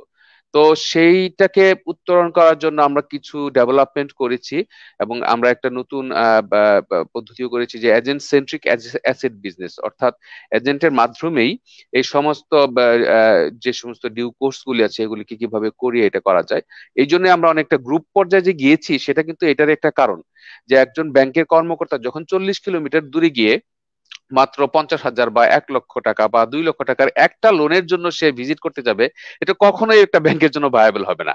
কিন্তু যদি এরকম হয় যে একটা গ্রামের 50 জনের 50টা ফাইল একসাথে আমরা অ্যাপ্রুভ করব, তখন কিন্তু একজন অফিসার সারা দিনের জন্য চলে গেল, এই 50 জনের মধ্যে কেউ হয়তো বা 1 লক্ষ, কেউ 5 লক্ষ, কেউ 20,000, কেউ 30,000 এই ধরনের লোন নিচ্ছে। একদিনে সে কিন্তু এগুলো ভিজিট করে বা 2 দিনে সে ভিজিট করে একসাথে, সেই ক্ষেত্রে কিন্তু লোনের যে কস্টিংটা সেটা কিন্তু কমে আসতেছে আমাদের। তো সেইভাবে আমরা এখন দেখছি যে আমাদের উইদিন দা উইক, 1 সপ্তাহ বা কিছু কিছু ক্ষেত্রে হয়তো বা 10 ওয়ার্কিং ডেজ, কখনো আমরা 3 দিনের মধ্যে দিয়ে থাকি। আবার আমরা কিছু কিছু পাইলটিং আবার করছি যে কত দ্রুত দিতে পারি, এরকম হয়েছে আমরা একদিনও দিয়েছি। আমি লিটনের ওখানেই কিছু কিছু কাজ করেছি, যে ও সকালবেলা লোনটা অ্যাপ্লিকেশন করেছে, আমরা দুপুর বা বিকেলের মধ্যে সেই লোনটা, এটা জাস্ট এগুলি পাইলটিং, এটা জাস্ট টেস্টিং মডেলে করেছি। বাট আমি মনে করি যে আমরা যদি ইকোসিস্টেমের টোটাল ডেটাবেসটাকে সুন্দরভাবে গচ্ছিত করে ফেলতে পারি থ্রু এজেন্টস, এবং এজেন্টরা যদি বছরের প্রথম থেকে সারা বছর একটা প্ল্যানিং করে এই কৃষকের ডাটাবেস গুলিকে ইভ্যালুয়েট করে ভ্যালিডেশন করে যদি আমরা সিস্টেমে আপলোড করে দিতে পারি, তাহলে পরে এই লোনটা ইনস্ট্যান্টলি দেওয়া সম্ভব এক সময় আমি মনে করি। এবং একজন কৃষক যখন একটা সাইকেল কমপ্লিট করছে প্রপারলি, সেকেন্ড সাইকেলে গিয়ে কিন্তু আমাদের অনেকগুলি কাজ আর থাকছে না, এবং থার্ড সাইকেলে গিয়ে হয়তো তার সাথে আমাদের একটা বিশ্বাসযোগ্যতা সম্পর্ক হয়ে যাচ্ছে। ফোর্থ সাইকেল, ফিফথ সাইকেলে গিয়ে হয়তো সেই কৃষক চাইলেই আমরা লোন দিয়ে দিতে পারবো, এরকম একটা জায়গায় যাওয়া সম্ভব। সেইভাবে আমরা চেষ্টা করছি, এবং আমি লিটনের সাথেও বিভিন্ন সময় এগুলো নিয়ে কথা বলছি। আমার সোলারগাঁও নামে একটা প্রতিষ্ঠান আছে উত্তরবঙ্গে, তাদের সাথে আমরা কথা বলছি, বা যশোরে যারা কাজ করছে, ফরিদপুরে যারা কাজ করছে, যে এই ডেটাবেসটাকে কিভাবে ইকোসিস্টেমের সাথে একদম ব্যাংকের সফটওয়্যারের সাথে ইন্টিগ্রেশন করা যায় সেইভাবে করার চেষ্টা করছি। সেরকম একটা দিন হয়তো বা আসবে 2-1 বছরের বা 2-4 বছরের মধ্যে, যখন নাকি কৃষক চাওয়া মাত্রই আমরা লোনটা দিয়ে দিতে পারবো। মোর্শেদ ভাই। লিটন, আপনি যে গ্রুপগুলো ফর্ম করেছেন কৃষকদের, যাদের মাধ্যমে আপনি যেটা বলেছেন একটা ইভ্যালুয়েশন প্রসেসের মধ্যে দিয়ে প্রপোজাল গুলো আপনাদের কাছে আসে, এই গ্রুপগুলো আসলে আপনার আইনগত ভিত্তিকে এটা কি কোনো রেজিস্টার্ড গ্রুপ, যাদেরকে আপনি যে 15 জন বা 20 জনের যে গ্রুপের কথা বলছেন? জি ধন্যবাদ মুর্শেদ ভাই। তো এই রেজিস্ট্রেশন করার জন্য অলরেডি আমরা গ্রুপ থেকে একটা উদ্যোগ নিয়েছি। তো এখানকার ঘাটালের সমবায় কর্মকর্তার সঙ্গে আমাদের একটা যোগাযোগ হয়েছে যে এটাকে কিভাবে রেজিস্ট্রেশনের আওতায় নিয়ে আসা যায়। তো আপনাদের গতকালকে আপনাদের সমবায় দিবস উপলক্ষে একটা প্রোগ্রামের ভিডিও আমি দেখলাম, ওইখানে কিন্তু অনেকগুলো সত্য ঘটনা উঠে এসেছে যে আসলে সমবায় অধিদপ্তরের এবং সমবায় অফিস যেগুলো আছে লোকালি, তাদের কর্মকাণ্ড সম্পর্কে আপনারা আমার চেয়ে অনেক ভালো জানেন। তো আমি কিন্তু এরকম একটা সত্যের সম্মুখীন অলরেডি হয়েছি যে রেজিস্ট্রেশন করতে গেলে কিছু শর্তের ব্যাপার চলে আসছে, এবং সেগুলো লিগেল কোনো শর্ত না, যে লিগেল কিছু শর্ত তারা আমাদেরকে দিয়েছে, যেটা ফিল আপ করলে পরে তার রেজিস্ট্রেশনের ব্যবস্থা করবে। তো আমি অলরেডি সমস্ত ওনাদের কাছ থেকে সমবায় অফিস থেকে সমস্ত পেপারস কালেক্ট করেছি, এবং তাদের যে উপ আইন, সমবায় উপ আইন সহ কৃষি সমবায় সমিতি লিমিটেড করার জন্য যা যা প্রয়োজন সমস্ত প্রস্তুতি নিয়ে কিন্তু আমি অপেক্ষা করে বসে আছি। এখন সেই ক্ষেত্রে এটাকে আপনি বর্তমান সময় এটাকে লিগেল বলতে পারেন না, এবং আমিও লিগেল বলি না, জাস্ট এটা একটা প্র্যাকটিসের মধ্যে আছে। আমরা চেষ্টা করতেছি যাতে আমরা পেতে পারি। আমরা আসলে জি স্যার। আমি এইটা একটা প্রশ্ন করতে পারি, যে এই যে প্রশ্নটা আসলো যে আমরা রেজিস্টার্ড কিনা, সব এটা কিনা, এটা কি দরকার আছে কিনা কোনো একটা, যে আমি যদি আমার লিগ্যালিটির প্রশ্ন আসছে, কিন্তু মানে পাঁচজন মানুষ একসাথে হয়ে কিছু কাজ করতে গেলেই কি তাকে সমবায় যেতে হবে কিনা, এই আইনগত এটা প্রয়োজন আছে কিনা, দরকারি আছে কিনা, এটা একটু কাইন্ডলি যদি বলেন, যে মানে আমরা কেন এটা খুঁজছি। আমি এখানে যে বিষয়টা, আমরা কিন্তু কোনো সমবায়কে ঋণ দিচ্ছি না, আমরা দিচ্ছি কিন্তু কৃষককে। এখন 50 জন কৃষকের ফাইল যদি একসাথে এক জায়গায় বসে তারা ফিল আপ করে, এখানে আমার মনে হয় না যে কোনো ধরনের আইনগত কোনো বাধা এখানে থাকার কোনো কারণ আছে। আরেকটা ব্যাপার হচ্ছে যে 50 জন কৃষক মিলে যদি তাদের ভিতরে 3 জনকে যদি তারা মনোনীত করে যে এই 3 জন ব্যক্তি তাদের যে 50 জনের সঞ্চয়, সেই সঞ্চয়ের জন্য একটা গ্রুপ অ্যাকাউন্ট করে সেখানে তারা তাদের সঞ্চয়গুলি রাখবে, সেখানেও আমার মনে হয় যে কোনো আইনগত বাধা আছে ব্যাংকিং নর্মস অনুযায়ী। আর প্রতিটা ঋণই কিন্তু আমি প্রতিটা অ্যাকাউন্টে দিচ্ছি, প্রতিটা কৃষকের নামে আলাদা আলাদা ভাবে দিচ্ছি, আলাদা আলাদা ভাবে তার ডাটাবেস থাকতেছে, আলাদা আলাদা ভাবে অ্যাপ্রুভালও হচ্ছে। তবে এখানে যে বিষয়টি লোকালিটি, আমাদের লোকালি যে সমস্ত প্রবলেমগুলি হয় অনেক সময় বিভিন্ন জায়গা থেকে এটা আসে, যখন একসাথে মিটিং করে যে মিটিংটা কিসের হচ্ছে, আছে কিছু রকম মানে আমি বলবো লোকাল বাধা, এটা এক ধরনের। তবে এই জায়গাটাতে আমার মনে হয় যে আমরা স্যার আপনাদের যেহেতু একটা ইনস্টিটিউশন আছে, মুর্শিদ ভাইরা কাজ করছে, আমরাও ব্যাংকিং থেকে কাজ করছি, সারা বাংলাদেশ ব্যাপী গভর্নমেন্টের বিভিন্ন জায়গায় কাজ করছি, আমরা সম্মিলিত ভাবে হয়তো এই জায়গাটাতে কিছু কাজ করতে পারি আর কি। সরাসরি সবকিছু তো বলা যাবে না, বাট আমি মনে করি যে এটা ব্যাংকিং এর দিক থেকে ঋণ দেওয়ার ক্ষেত্রে কোনো বাধা না, যদি লোকালি কোনো রকমের সমস্যা না থাকে। আমি এই জায়গায় যে কথাটি আসলে যোগ করতে চাই সেটি হচ্ছে আসলে ওই স্যার যে প্রশ্নটি করেছেন ওই প্রশ্নের উত্তরটা খোঁজার জন্য আসলে আমি এই প্রশ্নটি করেছি, যে আসলেই আমাদের এই যে একটা লিগ্যালিটির যে সমবায় ভিত্তিক একটা চিন্তা, এটাতে আমাদেরকে যেতে হবে কিনা। এবং আমরা এখানে যে বিষয়টি পরিষ্কার দেখছি যে এখন পর্যন্ত লিটনরা যে কাজটি করছেন সেটা কিন্তু ভালোভাবেই করছেন। আমরা যেটা মনে করতাম যে এই রেজিস্ট্রেশনের একটা দরকার হচ্ছে যে ফর্মালি ফাইন্যান্সিং থেকে আমরা ফাইন্যান্সিং এ ঢোকার জন্য আমাদের দরকার, যেমন ব্যাংক এটাকে আমাদের এরকম কোন রেজিস্ট্রেশন ছাড়া ফান্ডিং করবে কিনা, সেই ক্ষেত্রে যদি ব্যাংক যেহেতু এটাকে সাপোর্ট করছে, এটা তো হতেই পারে আমরা মানে আমাদের উন্নয়নের যে চিন্তাগুলোকে শুধুমাত্র একটা পকেটে না রেখে উদ্ভাবনী চিন্তাগুলো আমাদের আসাই উচিত, যে নতুন ধরনের আমাদের এই অর্গানোগ্রাম গুলো কি হতে পারে, সংগঠনগুলো কি হতে পারে। লিটন, আমি আপনার কাছে আবার আসবো। আমি একটু ইয়ের কাছে যেটা জানতে চাচ্ছি যে ইসলাম ভাইয়ের কাছে, যে আমাদের আপনারা যে কাজগুলো করছেন, কৃষি ক্ষেত্রে যে কাজগুলো করেছেন বা করছেন, আপনাদের এই চিন্তা বা কাজের মধ্যে আমাদের যে খাদ্যকে নিরাপদ করা বা নিরাপদ খাদ্যের বিষয়টিকে কি আপনারা কখনো চিন্তার মধ্যে এনেছেন কিনা? আমরা যেহেতু কৃষি উন্নয়নের অনেকটাই প্রাথমিক পর্যায়ে এই মুহূর্তে কাজ করছি, এই ক্ষেত্রে যে বিষয়টি আমাদের প্রথম দিকে সে হচ্ছে কৃষকদেরকে একটা মডেল বা একটা সিস্টেমের মধ্যে নিয়ে আসা। তো আমি এই ব্যাপারে যে বিষয়টা বলতে চাই সেটা হচ্ছে যে উত্তরবঙ্গে আমার যে প্রজেক্টটি হয়েছে গ্রোয়িং টুগেদার, আমার মনে হয় স্যারের এখানে বোধহয় একটু হচ্ছে, স্যার কি একটু মিউট? হ্যাঁ, স্যার এখানে একটু হচ্ছে নাকি?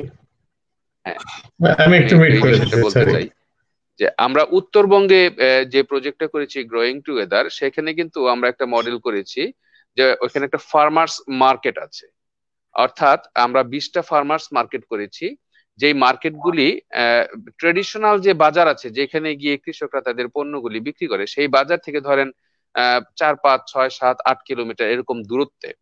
অর্থাৎ অনেক কৃষক আছে যাদেরকে তাদের পণ্য বিক্রি করার জন্য 10 কিলোমিটার বা 12 কিলোমিটার দূরে যেতে হয়। এখন হয়তো বা তার বাড়ির পাশে একটা কৃষক সেন্টার হয়েছে, এটাকে আমরা বলি ফার্মার্স মার্কেট, সেই জায়গাটাতে সে বিক্রি করতে পারছে। এখানে যে বিষয়টা যে রংপুরের আমাদের মেইনলি যেটা আমাদের কাজ হয়েছে ওখানে, যে ওখানে প্রচুর আলু উৎপন্ন হয়, যেই আলুগুলি বাংলাদেশে কিন্তু বিক্রি হয় না, এগুলা সব বাইরে চলে যায়।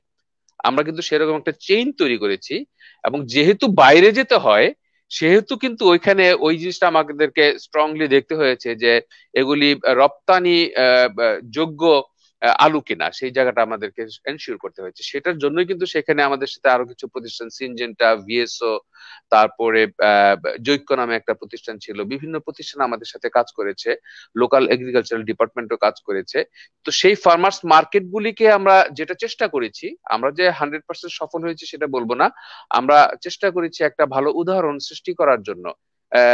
সেটা হচ্ছে যে সেই মার্কেটে যে পণ্যগুলি বিক্রি হয়েছে সেগুলির কোয়ালিটিটা আমাদেরকে এনশিওর করতে হয়েছে। যদিও সেখানে গভর্নমেন্টের যে সমস্ত ইনস্টিটিউট আছে যারা কোয়ালিটি এনশিওর করে, তাদের সাথে আমরা সম্পৃক্ত শেষ পর্যন্ত হতে পারি নাই। জৈক্য চেষ্টা করেছিল যে ওই প্রত্যেকটা যে জিনিস সিলিং করার জন্য যায় কিনা, যে কোয়ালিটির যে জায়গাটাতে।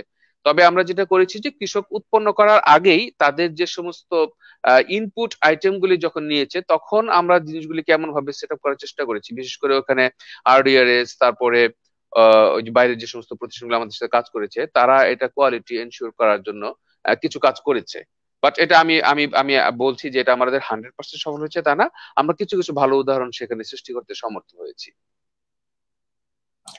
আবার একটু পিছনে ফিরে যাই যে হাসান ভাই, আপনারা দাউদকান্দিতেও কাজ করছেন এবং দাউদকান্দি মডেল সম্পর্কে আপনারা মানে খুব ভালোভাবে আপনি জানেন। এই যে কমিউনিটি এন্টারপ্রাইজ অ্যাপ্রোচটি নিয়ে দাউদকান্দিতে কাজ হচ্ছে, আমরা সেখানে এজেন্ট ব্যাংকিং এর যে সুবিধাগুলো পাচ্ছি এখন, যে আমাদের সমস্ত শেয়ার হোল্ডারদেরকে আমরা এজেন্ট ব্যাংকের অ্যাকাউন্ট হোল্ডার করেছি, যার ফলে আমরা আমাদের ডিভিডেন্ড গুলো আমরা ব্যাংকের মাধ্যমে একদিনই ট্রান্সফার করতে পারছি এবং অন্যান্য যেই ব্যাংকিং সুবিধাগুলো তাদের কাছে পৌঁছেছে। তো ঠিক একইভাবে যদি ভবিষ্যতে এই প্রজেক্ট গুলোকে যে কৃষি ঋণের যে বিষয়গুলো আছে, যেহেতু এগুলো একটা কালেক্টিভ, এটা ইন্ডিভিজুয়াল জায়গা না, সেই জায়গাটাতে আপনাদের চিন্তা বা আপনারা কিভাবে কাজ করতে পারবেন, সম্ভাবনার জায়গাটুকু কেমন? ধন্যবাদ মোর্শেদ ভাই। না, দাউদকান্দিতে যে রেভলিউশনটা হয়েছে এটা তো নিঃসন্দেহে এটা মানে কি বলবো, একটা বিশাল বড় সাকসেস। আমি বলবো যে যেই এলাকাটিতে এক সময় বছরের অর্ধেক সময় পানির নিচে থাকতো এবং পানির নিচে কি হচ্ছে মানুষ জানতেও পারতো না, ওই আবার 6 মাস অপেক্ষা করতে কবে পানি নামবে, তারপর একটু শাকসবজি চাষ করা যাবে, তারপর হয়তো একটা রবি শস্য করা যাবে বা ধানের চাষ করা যাবে। এই যে মানুষের, কৃষকের অপেক্ষার একটা জায়গা ছিল, সেই জায়গাটাতে একটা বিশাল পরিবর্তন আসছে। যে এই পানিটাকেই, এই বর্ষার পানিটাকে আটকে রেখে 6 মাস বা 7 মাস বা 8 মাস ব্যাপী সেখানে যে মাছের চাষটা হচ্ছে, এবং সেই এলাকায় গ্রামগুলি ঘুরলেই বোঝা যায় তাদের ঘর দুয়ারের অবস্থা, তাদের পোশাক পরিচ্ছদ, তাদের চলাচল, সবকিছু দেখলেই বোঝা যায় যে অল্প সময়ের মধ্যে এখানে কত বড় একটা অর্থনৈতিক পরিবর্তন সাধারণ মানুষের মধ্যে চলে আসছে। তো সেই জায়গাটা আমি বলবো যে মোর্শেদ ভাই ওখানে অনেক বড় একটা সাকসেসফুল কাজ করেছেন। তো সেখানে যে জিনিসটা ছিল না সেটা হচ্ছে ওই যে ফর্মাল ব্যাংকিং এর অনুপস্থিতিটা ছিল।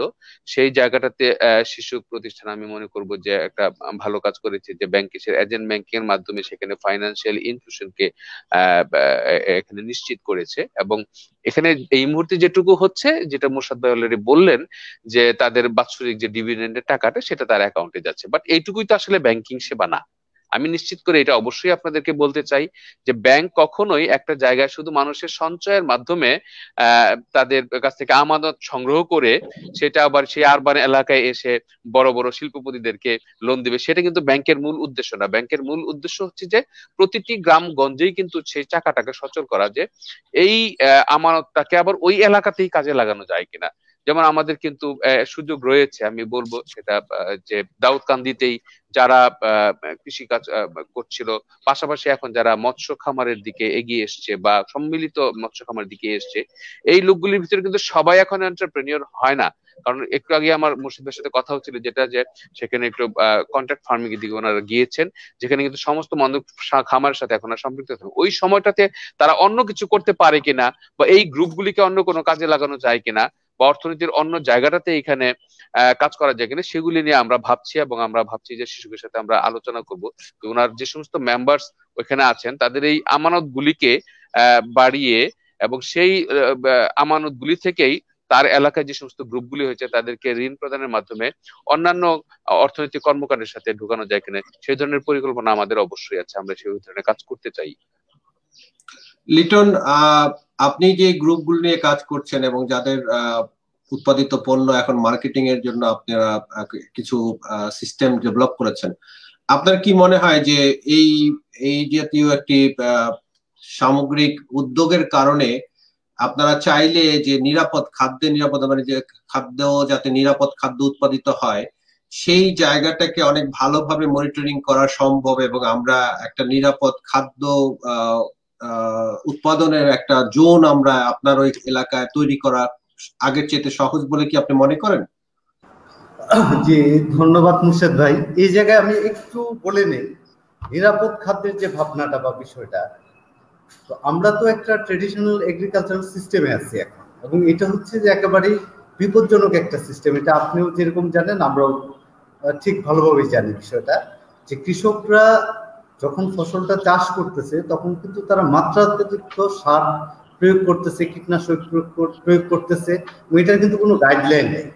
একজন কৃষক যখন একটা সার বা কীটনাশকের দোকানে যাচ্ছে তার সাজেশনের জন্য, যে তার ফসলে একটা সমস্যা হয়েছে বা পোকায় আক্রমণ করছে কিংবা তার একটা ফসলটায় বা গাছে একটা রোগ দেখা দিচ্ছে, তখন কিন্তু ওই সংশ্লিষ্ট সারের দোকানদারি কিন্তু তাকে সাজেস্ট করতেছে। তার রোগ হয়েছে একটা, কিন্তু তাকে চারটা কীটনাশক বা ছত্রাকনাশক, আপনার ছত্রাকনাশক একটা প্যাকেজ দিয়ে দিবে। সে কিন্তু একটা রোগের জন্য 4 রকমের ওষুধ প্রয়োগ করতেছে গাছে, এবং এতে গাছের যেরকম ক্ষতি হইতেছে, ফলেরও ক্ষতি হচ্ছে বা ফসলের ক্ষতি হচ্ছে, মাটিরও ক্ষতি হচ্ছে। তো এই জায়গাটা থেকে কিন্তু আপনার খুব রাতারাতি বের হয়ে আসা সম্ভব না। আমি নিজে যেহেতু 8 বছর চাষাবাদ করছি, আমি প্রায় 16টা ক্রপস করছি 8 বছরে, প্রায় 27.5 একর জায়গা নিয়ে কিন্তু আমার চাষাবাদটা ছিল।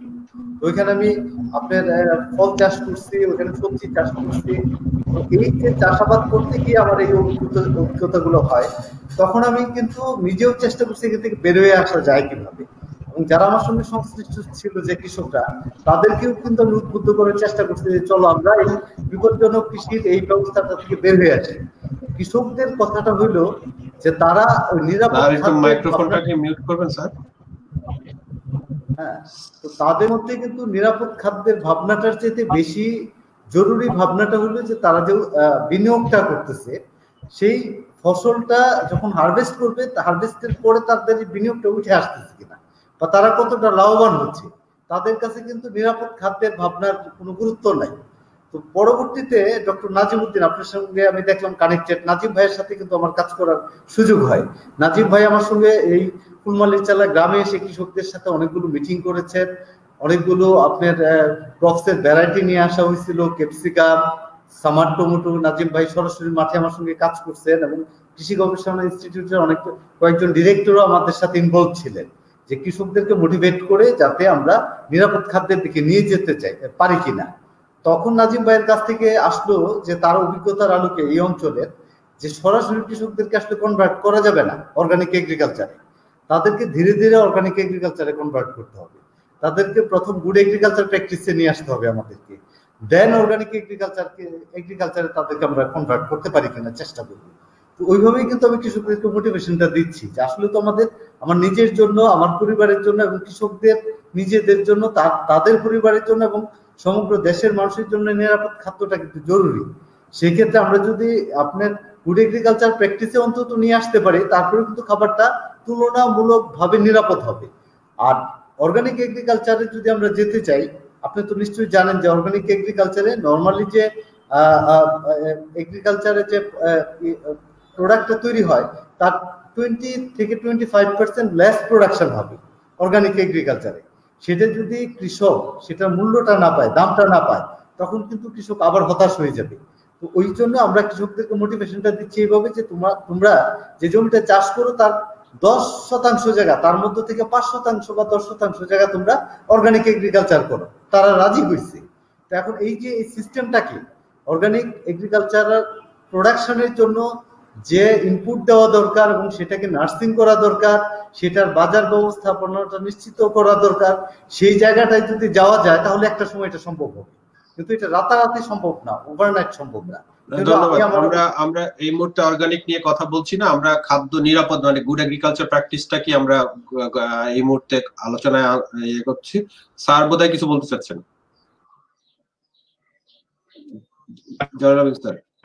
জবাবটা এসেই গেছে যে আসলে আমরা নিরাপদ খাবারের কথা বলছি, আমরা একেবারে যে তার মানে এটা যে অর্গানিক হতে হবে এমন কোনো কথা নাই। আমরা একটা জায়গায় আছি যে আমাদের খাদ্য ঘাটতি যাতে না হয়, সেটার জন্য উৎপাদন ঘাটতি হয়ে যাক, সেটা আমরা এই মুহূর্তে আমরা বলতেও চাচ্ছি না। আমরা চাই যে উৎপাদনটা বরঞ্চ আরো বৃদ্ধি পাক।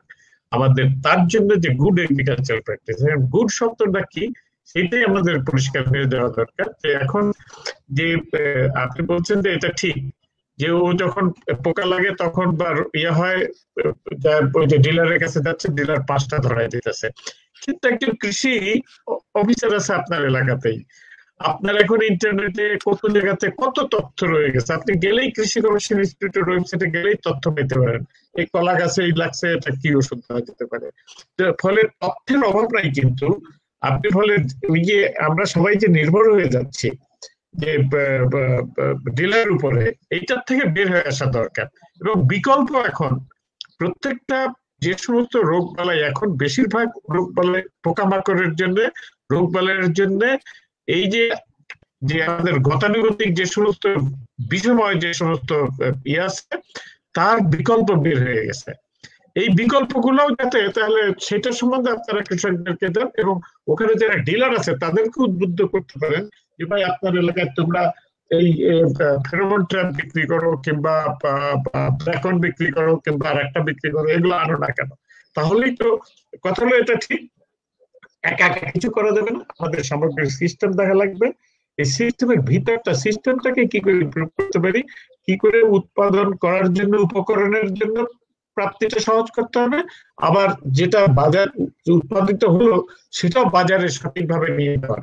ফলে আমি মনে করি যে আপনাদের উদ্যোগের মাধ্যমে এটা করা সম্ভব, আপনারা যদি নিজেরা চেষ্টা করেন। আমরা এখন সোমবারের দিন আমরা একটা আলাপ করা শুরু করেছি যে এই যে আমাদের ক্ষতিকারক বিষ, তার বিকল্প কি আছে বাজারে, এখন আমাদের বাংলাদেশে কি পাওয়া যায়, সেগুলোর জন্য কিছু কিছু আলাপ শুরু করেছে। ফলে আপনারা আমাদের সোমবারের দিন 6টার সময়, সন্ধ্যা 6টায় শুনতেই পারেন আমাদের আলাপগুলা। এহসান ভাই, আমাদের আব্দুল্লাহ মামুন, উনি আমাদের বার্ডের একজন ডাইরেক্টর এগ্রিকালচার এবং নিউট্রিশনের ডাইরেক্টর এগ্রিকালচার এন্ড নিউট্রিশন।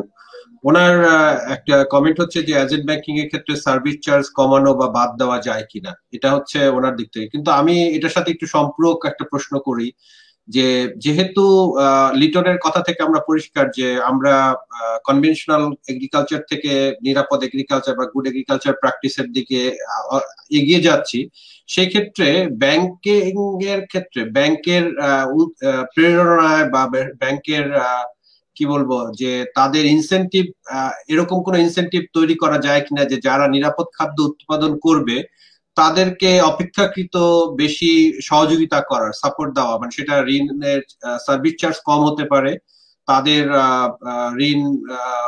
ঋণকে মঞ্জুর করার সময়টাকে কমিয়ে দেওয়া যেতে পারে, হোয়াটএভার। আমি বলতেছি বিভিন্ন ইনসেনটিভ দেওয়া, যে যারা নিরাপদ খাদ্য উৎপাদন করবে সেই কৃষকদেরকে অগ্রাধিকার দেওয়া হবে, এরকম কোন উদ্যোগ ব্যাংকের পক্ষে। একটা হচ্ছে যে আমরা সার্ভিস চার্জ এবং এটাকে কমানো যায় কিনা, আর আমার সম্পূরক প্রশ্ন হচ্ছে যে এটাকে নিরাপদ খাদ্য উৎপাদনকারীদের জন্য কোনো ইনসেনটিভ তৈরি করা যায় কিনা। ধন্যবাদ মোর্শেদ ভাই। এখানে দুটো বিষয় আসছে, একটা হচ্ছে নিরাপদ খাদ্য। আমি আজকে একটা নতুন টার্ম জানলাম যে নিরাপদ খাদ্য এবং অর্গানিক খাদ্য, এটা দুইটা বোধহয় দুই টার্ম, আসলে এটা আমার জানা ছিল না। এখানে নিরাপদ বলতে বলা হচ্ছে বোধহয় এটা ফাইন্যান্সিয়াল সাইড দিয়ে চিন্তা করা হয়েছে, যে মানুষ যেন সহজভাবে টাকাটা দিয়ে তার খাদ্যটা পেতে পারে। নিরাপদ খাদ্য হচ্ছে যে যেটা আপনার মানে হার্মফুল না শরীরের জন্য, বাট এটা অর্গানিক নাও হতে পারে। অর্গানিকের অনেকগুলো স্ট্যান্ডার্ড থাকে, আপনার কীটনাশকের ব্যবহার কমবে বা ফার্টিলাইজার কমবে, যেটা হার্মফুল না এরকম একটা খাদ্য যেটা মানুষের স্বাস্থ্যের জন্য কোনো ক্ষতিকর হবে না। আর অর্গানিকটা আরো উচ্চতর একটা ধাপ। জি জি জি জি, বুঝতে পেরেছি, আমি বুঝতে পারছি, সরি। তো একটা ব্যাপার হচ্ছে যে আসলে খাদ্যের ব্যাপারটা তো আসলে ডিমান্ড এন্ড সাপ্লাই। আমাদের দেশে যেই প্রবলেমটা হয়ে যায়, আমি দুটো ভাগ করেছি, এটা আমি ওই জায়গাটা থেকে আগে আসি, পরে যে সার্ভিস চার্জের জায়গাটা আমি পরে আমি ভালোভাবে বলার চেষ্টা করছি। তো ডিমান্ড সাপ্লাই ক্ষেত্রে বাংলাদেশে যে জিনিসটা হয়ে যায়, আমার মনে আছে 2-3 বছর আমি যখন টাঙ্গাইল এলাকায় গেলাম, গিয়ে দেখলাম যে গ্রামের প্রোগ্রাম সিম আর সিম, সিম আর সিম, শুধু সিম। তো মানে মানে কয়েকটা গ্রাম ঘুরেছি, শুধু সিমই উৎপন্ন করেছে, এবং পরে শুনতে পেরেছি যে সিম নাকি 1 টাকা কেজিও বিক্রি করেছে, অনেকে বিক্রি করতে পারে নাই, অনেকে 2 টাকা কেজি 5 টাকা কেজি এরকম বিক্রি করেছে। আবার মুন্সিগঞ্জে দেখা গেল গত, আমার যেহেতু সারা বাংলাদেশেই বিভিন্ন জায়গায় আমাদের এজেন্ট আউটলেটের মাধ্যমে বিভিন্ন ধরনের কৃষির সাথে আমাদের সম্পৃক্ততা আছে, খবরগুলো আমাদের কাছে আসে। মুন্সিগঞ্জে গত 2-3 বছর আগে একবার এরকম হলো যে বিশাল প্রফিটেবল হলো এটা কৃষকদের জন্য। ঠিক তার পরের বছর এমন ভাবেই আলু চাষ করা হলো যে বেশ কিছু মানুষ একদম সারা জীবনের জন্য অর্থনৈতিক ভাবে পঙ্গু হয়ে গেছে। কোটি কোটি টাকার আলু নিয়েছে, তারপরে এগুলি পচে ফালানোর জায়গাও ছিল না, এরকম হয়েছে। এই বছর আবার দেখেন আলুতে আবার বাম্পার হয়ে গেছে। এই যে ডিমান্ড সাপ্লাইয়ের ইনইকুইলিব্রিয়াম, এই জায়গাটাতে কিন্তু আমাদের দেশের যে ভালনারেবিলিটি অর্থনীতি, এই একটা জায়গা আছে। এটার জন্য যেটা দরকার আসলে যে পাবলিক প্রাইভেট সমস্ত কিছু মিলে, সরকার, এগ্রিকালচারাল ডিপার্টমেন্ট সবাই মিলে কিন্তু ডিমান্ড সাপ্লাইয়ের জায়গাটাতে একসাথে কাজ করা দরকার, যেন উৎপাদনের পরিমাণটা যেন আমাদের চাহিদার সাথে সম্পৃক্ত, মানে ব্যালেন্স থাকে। তাহলে পরে হবে কি, যে মানুষের যতটুকু চাহিদা সে ততটুকু যদি উৎপন্ন হয়, তাহলে পরে দামের ক্ষেত্রেও একটা ভারসাম্য থাকবে, এবং সেটা কোনো অর্থনীতিতে হঠাৎ করে উপরে উঠে যাবে বা নিচে নেমে যায় সেটা হওয়ার একটা সুযোগ থাকবে না আর কি। তো সেটা অনেক কঠিন কাজ, যেটা আমরা জানি, কিন্তু আসলে এখন এই ডিজিটাল যুগে কঠিন কঠিন বলে আমরা আর কত বছর পার করবো, কত দশক পার করব? আসলে তো সবকিছু আমরা বুঝি কি করতে হবে। কৃষকের যে মূল্য নিশ্চিতে যে জায়গাটা, সেই জায়গাটা দেখেন যে এখনো আমরা ঢাকা শহরে এই মুহূর্তে আমরা করলা কিনতেছি 80 টাকা, 100 টাকা কেজি করলা কিনতেছি, 60 টাকা কেজি করলা কিনতেছি।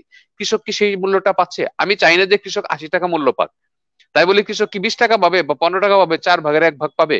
এই জায়গাগুলোকে এই মার্কেট সিস্টেমটাকে ডেভেলপ করার জন্য আসলে তো কোনো, আমরা তো প্রাইভেট ব্যাংক তো আর এই ধরনের কাজে ওইভাবে ডাইরেক্ট সম্পৃক্ত হতে পারে না, তারা হয়তো ফেসিলিটেশন করতে পারে, বা সরকারি যে সমস্ত প্রতিষ্ঠান আছে বা প্রাইভেট যে সমস্ত চ্যানেলগুলি আছে, এই জায়গাগুলিকে যদি আমরা একসাথে সম্পৃক্ত হবে সবাই মিলে কাজ করি, তাহলে আমার মনে হয় যে কৃষকের জন্য একটা ভালো মূল্য যদি আমরা ধরিয়ে দিতে পারি, তাহলে দেশের উন্নয়নটা নিশ্চিত করা যায় আর কি। যাক, যে বিষয়টা মুর্শেদ ভাই একটু আগে বললেন যে কৃষকদের জন্য স্পেশাল কিছু ব্যবস্থা করা যায়, ইনসেন্টিভ ব্যবস্থা করা যায়, সার্ভিস চার্জটা তুলে দেওয়া যায় কিনা, এই জায়গায় আমি একটু অন্যরকম কথা বলতে চাই। সেটা হচ্ছে, দেখেন ব্যাংক এসে একটা প্রাইভেট ব্যাংক, শুধু ব্যাংক এসে না, যারাই এজেন্ট ব্যাংকিং করছে বা বাংলাদেশে সরকারি ব্যাংকই হোক, প্রত্যেকটা ব্যাংকেরই তো একটা টার্গেট থাকে যে তাদের বছর শেষে মুনাফা করতে হবে। এখন ধরেন ব্যাংকগুলি এতদিন কৃষকের কাছে যায় নাই, 50 বছর হয়েছে কৃষকের কাছে যায় নাই, কেন যায় নাই? না যাওয়াতে কি হয়েছে? কৃষক কি 9% লোন পেয়েছে, 10% পেয়েছে, 15% পেয়েছে, 20% পেয়েছে? কৃষক তো এখনো 25% লোন নেয়, 30% লোন নেয়, 40% লোন নেয়। আর ব্যাংকের ক্ষেত্রে বলা হচ্ছে, বিভিন্ন মহল থেকে বলা হচ্ছে যে আপনারা সাবসিডি দেন, আপনারা খরচটা কমিয়ে নেন, 9% কেন 5% দেন, আরো কমে দেওয়া যায় কিনা। তো ব্যাংক কেন করবে এই কাজটা? ব্যাংক তো আরবানে ধরেন হয়তো 100 কাস্টমার যদি ঠিক মতো ধরতে পারে একটা ব্যাংক, ভালো বড় বড় গ্রুপ, তাহলে সে বছরে কয়েকশো কোটি টাকা প্রফিট করতে পারে। ব্যাংকের একটা প্রাইভেট সেকশন এটা। তাহলে এই যে লক্ষ লক্ষ কৃষকের পিছনে ছুটে তার যদি লস হয়, তাহলে ব্যাংক যাবে কেন? এটা আমার একটা প্রশ্ন আর কি।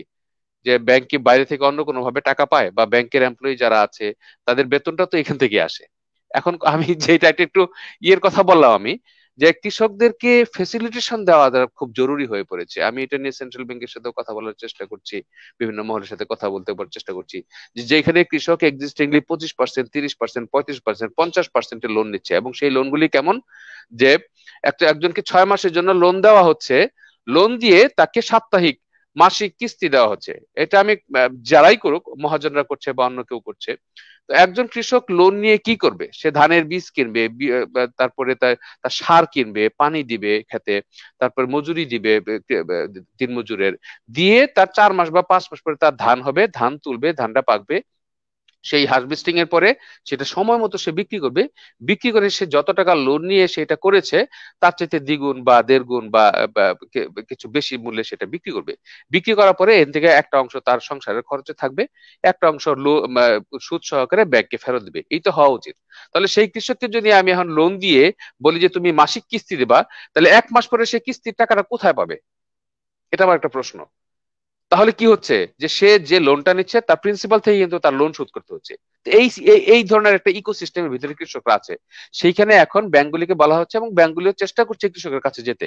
এখন ব্যাংকগুলি যদি দিনের শেষে গিয়ে আবার সে নিজেরাই যদি প্রফিটের হুমকির সম্মুখীন হয়ে পড়ে, তাহলে কি হবে?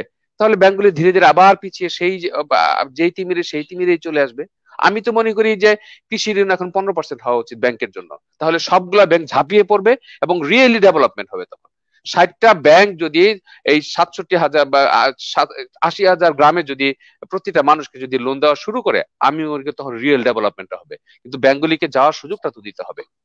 হ্যাঁ, একটা সময় আসবে যখন রিয়েলি আমরা ইন্টারেস্ট কমাতে গিয়ে না বাড়ায় ফেলাই আবার আপনার সাথে আলোচনার মধ্যে দিয়ে, বরং আমরা যেটা চাইবো যে রংপুরে আপনি যে কাজটি করছেন কৃষকদেরকে নিয়ে, যে তাদের প্রোডাক্টটাকে বিদেশে রপ্তানি যোগ্য করার যে প্রসেসটাকে ফ্যাসিলিটেট করছেন, আমাদের সবগুলো কৃষককে যদি আমরা এরকম একটা আমরা যদি যোগ্য মূল্য তারা পেতে পারে, তাহলে সেখান থেকে হয়তো ব্যাংক তার ইনসেনটিভটাকে কিভাবে ইয়ে করবে সেটা দেখতে পারে। আমি ইয়ের কাছে যাচ্ছি, লিটনের কাছে যাচ্ছি যে আজকে আমাদের এই আলোচনায় আমরা আমাদের 1 ঘন্টার আলোচনা প্রায় শেষ করে ফেলেছি। আজকে আমাদের এই আলোচনায় আপনার এজেন্ট ব্যাংকের প্রধান আপনার সাথে আছে, তার কাছে আপনার চাওয়া কি, 1। আর 2 নাম্বার হচ্ছে আমাদের এই প্রোগ্রামটি অনেক যেমন ডক্টর জয়নুল আবেদিনের মতো অনেক কৃষিবিদ এবং ইভেন আমাদের কৃষিমন্ত্রীও কিন্তু বিসেফ এর একজন উপদেষ্টা আমাদের, সুতরাং উনিও আমাদের এই প্রোগ্রামটি দেখেন এবং সারা বাংলাদেশের কৃষির সাথে যারা সম্পৃক্ত তারা সবাই এই প্রোগ্রামটি দেখেন তাদের সুযোগ সময়ের মতো। তাদের কাছে আপনার আসলে, যেহেতু আপনি শুধুমাত্র এজেন্ট ব্যাংকিং করছেন না, আপনি কৃষিতে এমফিল করেছেন, কৃষির উপরে আপনার ভালো একটা দখলও আছে, তো সেক্ষেত্রে ব্যাংক প্রধানের কাছে আপনার কি চাওয়া এবং যারা আমাদের কৃষি নীতির সাথে যারা সম্পৃক্ত, সরকারের যারা এই সিদ্ধান্তগুলো নেয়, তাদের কাছে আপনার বলা কি? ধন্যবাদ মুর্শেদ ভাই। তো আমি আমার এজেন্ট ব্যাংকিং ডিপার্টমেন্টের প্রধানের কাছে আমার চাওয়াটা হইল, একজন প্রশ্ন করেছিলেন মাঝখানে যে এই যে ঋণ প্রদানের যে সময়টা লোনের ক্ষেত্রে, এই সময়টা যাতে কমায় নিয়ে আসা যায়, মানে একজন কৃষক তার ফসলটা যখন করা শুরু করবে সে তার সময় মতো যাতে ঋণটা পায়, এই বিষয়টা যাতে ব্যাংক কৃষি আর এজেন্ট ব্যাংকিং বিভাগ বা ডিপার্টমেন্ট নিশ্চিত করে, এটা হচ্ছে ব্যাংকের কাছে আমার চাওয়াটা। আর কৃষিবিদ যারা আছেন তাদের কাছে আমার চাওয়াটা হইল যে দেখেন, আমি তো আসলে কৃষিবিদ না, একজন কৃষক। তো আমি কৃষক হিসেবে কৃষি করতে গিয়ে কিন্তু এটা সমস্যাগুলো টের পেয়েছি, এবং এই সমস্যাগুলোর যখন আমি সম্মুখীন হইলাম তখন কিন্তু এটা সমাধান করার একটা তাড়না আমার ভিতরে কাজ করছে। আমি 8 বছর কৃষিকাজ না করলে কিন্তু এটা নোহাউটা আমি জানতাম না, প্রবলেমস গুলো কিন্তু আমার কাছে ক্লিয়ার হইতো। এটা আমি সরাসরি কাজ করার কারণে এটা বুঝতে পেরেছি, এবং এটা সমাধান করার জন্য কিন্তু আমি আমার একেবারে ক্ষুদ্র পরিসরে ক্ষুদ্র একটা জায়গা থেকে চেষ্টাটুকু করছি গত 10 বছর যাবত। তো এটাকে যদি অর্গানাইজড ফর্মে নিয়ে আসা যায়, কৃষকদেরকে যদি একটা আমব্রেলার নিচে নিয়ে আসা যায়, যে একটা আমব্রেলার নিচে কৃষকরা থাকবে এবং সেখান থেকে তারা তাদের সমস্ত সমস্যাগুলো সমাধান পাবে, ওইরকম একটা ফেসিলিটি যদি এনশিওর করা যায়, সেক্ষেত্রে অবশ্যই বাংলাদেশের কৃষিতে একটা ডেভেলপমেন্ট বা একটা নতুন ধরনের পরিবর্তন সম্ভব।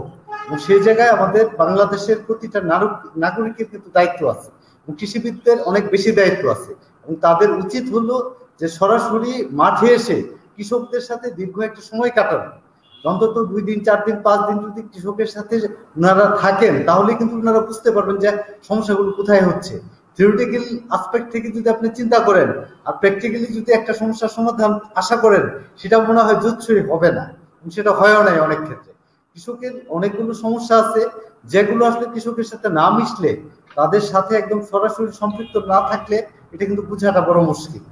তো সেই ক্ষেত্রে আমি বলবো যে সংশ্লিষ্ট দপ্তর, অধিদপ্তর, মন্ত্রণালয় যারা কৃষির সাথে কাজ করে, তাদেরকে কৃষকের সাথে আরো সুন্দর একটা সম্পর্ক তৈরি করার প্রয়োজন। এটাই হচ্ছে আমার চাওয়াটা, যে ওনারা আসুক, মাঠে আসুক, কৃষকের সাথে যে কাজগুলো, কৃষক যে কাজগুলো করতেছে তাদের সাথে একটু থাকুক, দেখুক, বিষয়টাকে ফিল করার প্রয়োজন আছে।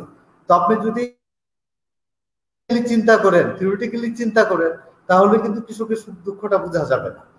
এইটুকুই আমার আসলে বলা, এবং ভালোবাসার থেকে কাজটুকু করা। হ্যালো, জি মোর্শেদ ভাই, শোনা যাচ্ছে? লিটন, আমরা সত্যি আমরা অনুপ্রাণিত হয়েছে আপনার বক্তব্যের মধ্যে দিয়ে, আপনার অভিজ্ঞতা শুনে। কারণ আপনি শুধুমাত্র একটি ব্যাংকিং ফ্যাসিলিটিকে কৃষকদের কাছে নিয়ে গেছেন তা না, আপনি আমাদের এই নিরাপদ খাদ্য বা আমরা গুড এগ্রিকালচার প্র্যাকটিসের যে পথ মানে যাত্রা শুরু করেছেন, সেটি আমাদেরকে সামনের দিকে আমাদের নিরাপদ খাদ্য আন্দোলনকে জোরদার করবে আমরা আশা রাখি। কারণ হচ্ছে আপনার কৃষির যে অভিজ্ঞতা এবং ব্যাংকিং এর এই অভিজ্ঞতা আমাদের সারা দেশের মানুষের জন্য হয়তো একটা দৃষ্টান্ত হয়ে থাকবে। এহসান ভাই, আমাদের একজন দর্শকের কমেন্ট ছিল যে এজেন্ট ব্যাংক তারা অনেক বেশি ডিপোজিট কালেক্ট করে কিন্তু তাদের লোন ডিসবার্সমেন্ট ডিপোজিটের চাইতে অনেক কম। এই প্রশ্নের কি সরাসরি কোনো উত্তর আছে? অবশ্যই আছে। সেটা হচ্ছে যে অনেক ডিপোজিট হয়ে যায় না সারা বাংলাদেশের টোটাল যে ইকোনমি, সেই তুলনায় এজেন্ট ব্যাংকিং এর মাধ্যমে এখন পর্যন্ত যে ডিপোজিট কালেকশন হয়েছে সেটা খুবই সামান্য। আমাদের ব্যাংকে 8,000 কোটি টাকা, সব মিলিয়ে 10,000 কোটি টাকার মতো হয়েছে। এটা টোটাল বাংলাদেশের টোটাল আমানতের ক্ষেত্রে খুবই যৎসামান্য, তবে এগিয়ে যাচ্ছে। লোনের যে ব্যাপারটা সেটা তো অবশ্যই, আমি তো এতক্ষণ যা বললাম যে আমরা একজন যেমন অলরেডি প্রশ্ন করেছেন যে আমরা কৃষি উৎপাদনের ক্ষেত্রে লোন দেই কিনা বা ট্রাক্টর কেনার জন্য লোন দিই কিনা, হ্যাঁ আমরা সব ধরনের লোনই দিয়ে থাকি, অলরেডি দিচ্ছি। তবে লোনের আর আমানতের মধ্যে পার্থক্য হচ্ছে, আমি কিভাবে বলবো, সেটা হচ্ছে যে লোনটা হচ্ছে আসলে পুকুরের পানি, আর ঋণটা হচ্ছে সেই পানিতে মাছ। পানি কিন্তু রেখে দিলে মোটামুটি কোনো ড্রেনেজ না থাকলে পানিটা ধরে রাখা যায়, কোনো সমস্যা নাই। কিন্তু মাছের যদি সঠিক পরিচর্যা করা না হয় তাহলে সেই মাছটা কিন্তু মারা যায়, বড় হয় না বা চলে যায়। কাজেই লোনটা কিন্তু হুট করে বাড়িয়ে দেওয়া যায় না। লোনটা অবশ্যই আমরা ধীরে ধীরে দিচ্ছি। আমি বললাম তো যে আমরা we are trying to produce some example, যে এক্সাম্পল গুলি প্রডিউস করার ফলে অন্যান্য ব্যাংকগুলি বা অন্যান্য এজেন্টগুলি লিটন যেভাবে করছে, আমি আসলে লিটন, আমি যেহেতু ময়মনসিংহের মানুষ, লিটনের সাথে আমার আগে থেকে সম্পর্ক ছিল। সে নিজেই একসময় ডিমোরালাইজ হয়ে গিয়েছিল যে এজেন্ট ব্যাংকিংটা চালাতে পারবে কিনা। আমরা কিন্তু ধীরে ধীরে আজকে লিটনের যে অবস্থানটা হয়েছে সেখানে, হ্যাঁ ব্যাংক এশিয়ার ভিতর থেকে আমরা বিভিন্নভাবে তাকে মোটিভেট করে এই জায়গাটাতে নিয়ে আসছি। আজকে সে একজন গুড ব্যাংকার। অনেক বাংলাদেশের অনেক ব্যাংকারকে এনেও লিটনের মতো এত সুন্দর করে এত ব্যাংকিংটা বুঝাতে পারবে না, অনেকে আছে এরকম। তো যে জিনিসটা বলতে চাচ্ছি সেটা হচ্ছে লোনের দিকে আমরা যাচ্ছি, বাট ধীরগতিও বলা যাবে না, আমরা দ্রুতই যেতে চাচ্ছি। বাট যেই সেগমেন্টে আমরা লোনটা দিতে যাচ্ছি সেখানে ডেভেলপমেন্ট একটু সময় লাগবে। আমরা অবশ্যই গ্রাম থেকে যে আমানত সংগ্রহ করছি সেটা কোনো মতেই আমরা আরবান জায়গায় ইনভেস্ট করতে চাই না। আমরা অবশ্যই গ্রামেই সেটা ইনভেস্ট করতে চাই। আমরা লোন গ্রামেই রাখবো, এটা আমার বদ্ধপরিকর। আমাদের একজন দর্শক অরুণজ্যোতি মন্ডল, উনি কমেন্ট করেছেন যে এই প্রক্রিয়ায় মহাজনী প্রথার বিলুপ্ত হবে বা ঘটবে আমরা আশা করি, এবং আমাদের কৃষিকে আমরা নিরাপদ কৃষির দিকে আমরা এগিয়ে নিয়ে যেতে পারবো। আমরা বিসেফ এর পক্ষ থেকে আপনাদেরকে ধন্যবাদ জানাচ্ছি। আমাদের সভাপতি তার কমেন্ট করবেন আমাদের আজকের এই অনুষ্ঠান শেষ হওয়ার আগে। উনি সার্বিকভাবে এই বিষয়গুলোকে উনি হয়তো ওনার আলোচনায় আনবেন, কিন্তু আমরা আশা রাখি যে ব্যাংক এশিয়া যে দৃষ্টান্ত তৈরি করছে, একই সাথে বিসেফ এই যাত্রায় সম্পৃক্ত থেকে আমরা দেশে বাংলাদেশের নিরাপদ খাদ্য আন্দোলনকে আরো বেশি গতিশীল করতে পারবো, এবং এই যে সাংগঠনিক উদ্যোগগুলোর মধ্যে দিয়ে আমাদের গ্রামীণ অর্থনীতিকে আরো বেশি চাঙ্গা করতে পারবো। আমি আমাদের সভাপতি জনাব মোহাম্মদ জয়নুল আবেদিন স্যারকে বলবো যে স্যারের সার্বিক যে মন্তব্যগুলো আমাদের আজকে আলোচনায়, সেটা যদি স্যার একটু আমাদেরকে শেয়ার করেন, তুলে ধরেন। অনেক ধন্যবাদ মোর্শেদ। আমরা বিশেষ করে আসলে মনে হয় যে আমার প্রত্যেকদিন শনিবারে আরেকটা এই একই সময় আরেকটা মিটিং থাকে। আমি রোটারির একজন সদস্য বাংলাদেশের, ওদের মিটিং থাকে শনিবারের দিন। আজকে ভাবতেছিলাম, গড়িমসি করতেছিলাম কোনটাতে যাব, তো কিন্তু দেখলাম না, এটাই আসলে বেশি গুরুত্বপূর্ণ আমার জন্য। রোটারির ওটা কাজটা চলতেই থাকবে, কিন্তু এখানে আমার জানা দরকার ভালো করে, এবং সেই জন্য আবার আপনাদের সঙ্গে শোনা দরকার, আপনাদের সঙ্গে থাকা দরকার, শোনা দরকার। আমি শুনেছি এবং আসলেই মনে হয় আমি মানে অনেক আমি নিজের জ্ঞান অর্জন করেছি এই ব্যাপারটায়। হয়তো জানার কোনো শেষ নেই, আরো আরো জানার অনেক কিছু রয়ে গেছে, কিন্তু আমি খুবই খুশি হয়েছি। যে কথাটা বলতে চাই যে মূল জায়গাটা যেটা আজকে মানে ইয়ে হচ্ছে যে গ্রামে কৃষক যখন কাজ করতে চায়, তার জমিতে উন্নত প্রযুক্তি ব্যবহার করেছে আয় এবং তার উৎপাদন এবং আয় বৃদ্ধি করতে চায়, তখন তার ক্যাপিটাল দরকার, মূলধনের দরকার। এটা বিশেষ করে প্রান্তিক কৃষক, ছোট কৃষক যারা আছেন, যাদের ব্যাংকে বেশি টাকা থাকে না বা বড় লোক ছেলে থাকে না, তাদের জন্য এটা খুবই গুরুত্বপূর্ণ যে ক্যাপিটাল সহজে কি করে সে মূলধন পেতে পারে। এটাই যখন মূলধন পায় না তখনই মহাজনের কাছে ছোটে। মহাজনরা তো এমনি এমনি বেঁচে থাকে না, ওই সংকটের জায়গাটাকেই তারা এক্সপ্লয়েট করে তারা বেঁচে থাকে। এবং সেই মহাজনী যে প্রাতিষ্ঠানিক মহাজনী আগে ছিল, কাবলিওয়ালারা চলে গেছিল, তার পরিবর্তে এখন দেখা যাচ্ছে যে সারের ডিলার বা বীজের ডিলার বা বিষের ডিলার, এরাও আসলে মহাজনের ভূমিকায় অবতীর্ণ হয়ে গেছে। তারাও হয়তো বাকিতে দিবে, কিন্তু একটা খুবই মানে সামঞ্জস্যবিহীন একটা টাকা ফেরত দেওয়ার একটা বিধান তারা তৈরি করে। ফলে এই জায়গাটায় যে বিকল্প যে সমস্ত ইয়েটা আসছে, সেই জায়গাটায় আমরা গভর্নমেন্ট, সরকার 9%, 5% বিভিন্ন ধরনের ঋণের সুবিধা করেছে, গভর্নমেন্ট প্রণোদনার ব্যবস্থা করতেছেন। আবার সেই সাথে পাশাপাশি এনজিওরা এখন অবশ্য 25% না 27% বুঝি ম্যাক্সিমাম তাদের ঋণ দিতে হয়, স্টিল খুবই হাই। বাংলাদেশ ব্যাংকের একটা প্রকল্প আছে যেখানে মাত্র এখন 19% সেটা ম্যাক্সিমামে নামে আসছে, কিন্তু স্টিল এগুলা আমার কাছে মনে হয় যে কিছুটা হলেও বেশি, খুব বেশি না হলেও কিছুটা হলেও বেশি আছে। হয়তো আর একটু কম হলে, বিশেষ করে প্রান্তিক কৃষকের কথা বলছি, তার যাতে যতটা কম হবে ততটা তার জন্য সহজ হবে। কিন্তু তাই বলে আবার বলি না যে এটা ইনফ্লেশনের নিচে চলে যাক, এবং যে একটা ঋণ প্রদান করার জন্য যে অবকাঠামো, তার খরচটা থেকে ব্যাংক বা যেই দেখ না কেন তার যাতে লোকসান হয় এরকম দরকার নেই। ফলে ফিটা এমন জায়গায় যাওয়া দরকার যে ব্যাংক তার খরচটা পোষায় নিয়ে, হয়তো কিছুটা সেখানেও তার লাভ দরকার আছে, সেগুলা করে কৃষককে সেবা দেবে। আর সেবাটা যেহেতু মূল উদ্দেশ্য, সেখানে আসলে আমাদের প্রয়োজন হলো যে মানে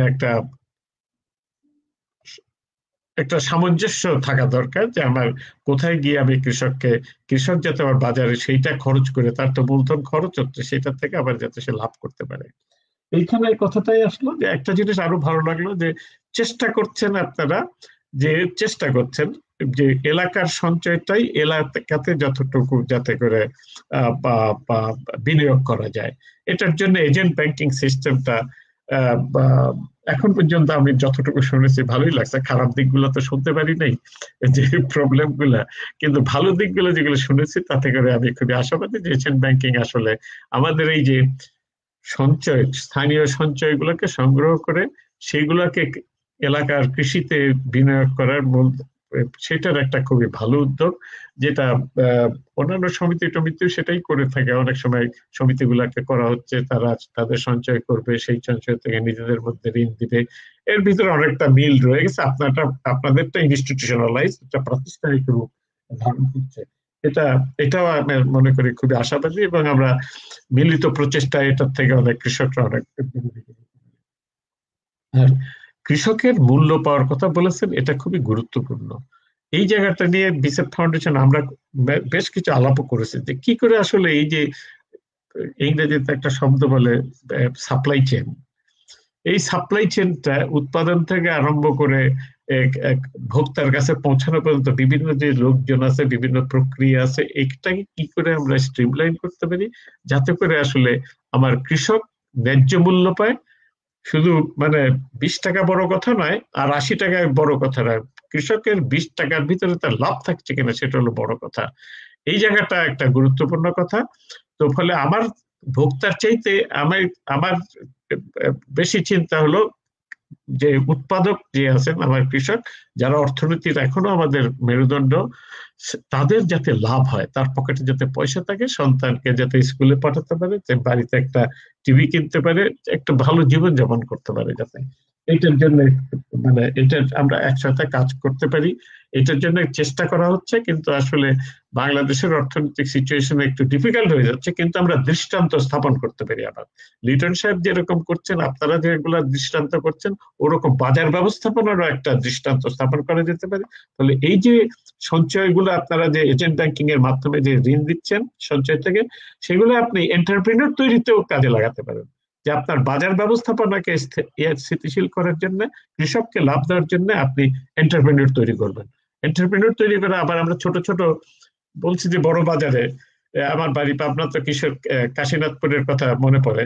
তো কাশীনাথপুরের বাজারে একটা ছোটখাটো কোল্ড স্টোরেজ হতে পারে কিনা, সমবায় ভিত্তিক কোল্ড স্টোরেজ হতে পারে কিনা, যে এলাকার মরিচ, পটল বা পেঁয়াজ এগুলো ওখানে রেখে তারা বাজারের উপরে তাদের নিয়ন্ত্রণ স্থাপন করবে। ফলে আপনাদের এই এজেন্ট ব্যাংকিং অথবা সবকিছু মিলে আসলে ওই জায়গাতেও শুধু কৃষককে উৎপাদনের জন্য নয়, উৎপাদন বিপণনের জন্য এই সমস্ত এজেন্ট আপনারা তৈরি করতে সাহায্য করতে পারেন। আমার মনে বেশি কথা বলে ফেলছি। যে শেষ কথাটা হলো যে নিরাপদ খাবার উৎপাদন। আপনারা যেহেতু কৃষককে ঋণ দিচ্ছেনই উৎপাদনের জন্য, আপনারা কৃষকদেরকে অর্গানাইজ করতেই পারেন যে ভাই তুমি নিরাপদ খাবার উৎপাদন করো। খালি আপনার রংপুরের কৃষককে বলতেছেন যে তুমি এক্সপোর্টের জন্য করো, তা নয়। আমার প্রত্যেকেরই নিরাপদ খাবারের অধিকার হয়ে গেছে। আমি ইউরোপের মানুষের কথা চিন্তা করতেছি কেন, আমার দেশের মানুষের কথা চিন্তা করা দরকার করতে হবে। এবং সেই জায়গায় যে নাগরিক দায়িত্বটা কৃষিবিদদের যেরকম আছে, আমার আপনার প্রত্যেকেরই যে যে সমাজের যে ভূমিকায় থাকি না কেন, সেখানে একটা নাগরিক দায়িত্ব আমাদের আছে। ফলে ওই জায়গাটা আমরা একটু জোর দিতেই পারি যে আমরা যাতে করে যে কৃষক যাতে এই ক্ষতিকারক কেমিক্যালস, বিষ না দিয়ে ক্ষতির পোকামাকড় দমনের জন্য তার বিকল্প যেগুলো আছে সেগুলো ব্যবহার করেন। এগুলো অনেক কিছু বের হয়ে গেছে এখন, 30-35টা কেন, এখন অনেকগুলো আসলে বাজারে পাওয়া যায়। কিন্তু সেগুলো যাতে আরো বেশি করে উৎপাদন হয়, যেগুলো বেশি করে যাতে বাজারে পাওয়া যায়, তার জন্য আমরা সম্মিলিত চেষ্টা করতে পারি।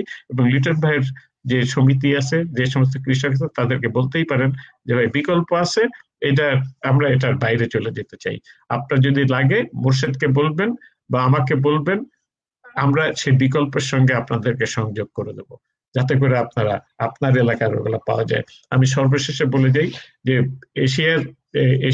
এশিয়া ব্যাংকের সঙ্গে আপনাদের এই কর্মকাণ্ডে যদি নিরাপদ খাবার উৎপাদনের জন্য আমরা বিসেপ ফাউন্ডেশন অঙ্গীকার করছে, আপনাদের সঙ্গে একসঙ্গে আমরা কাজ করতে চাই। এবং লিটন ভাইয়ের সঙ্গে তো অবশ্যই মিল্লাত আছে, মিল্লাত আপনাদের সঙ্গে সংযোগটা তৈরি করে দেবে, যাতে করে আমরা একটা কর্মসূচি নিতে পারি যে আপনাদের যে সমস্ত কৃষক আছে তারা নিরাপদ খাদ্যের উৎপাদনে নিয়োজিত হয়। আচ্ছা, আপনাদেরকে অনেক ধন্যবাদ। আমাদের সঙ্গে যারা ছিলেন তাদেরকে অনেক ধন্যবাদ, অনেক মূল্যবান কথা বলেছেন। অস্ট্রেলিয়া থেকে ছিলেন, কানাডা থেকে ছিলেন, আমি দেখছি সবাইকে চিনি না, কিন্তু সব জায়গা থেকে আমাদের কথাগুলো শুনছে। আর একবার আপনাদেরকে পাবো এই আশা করছি। Thank you so much. ধন্যবাদ স্যার।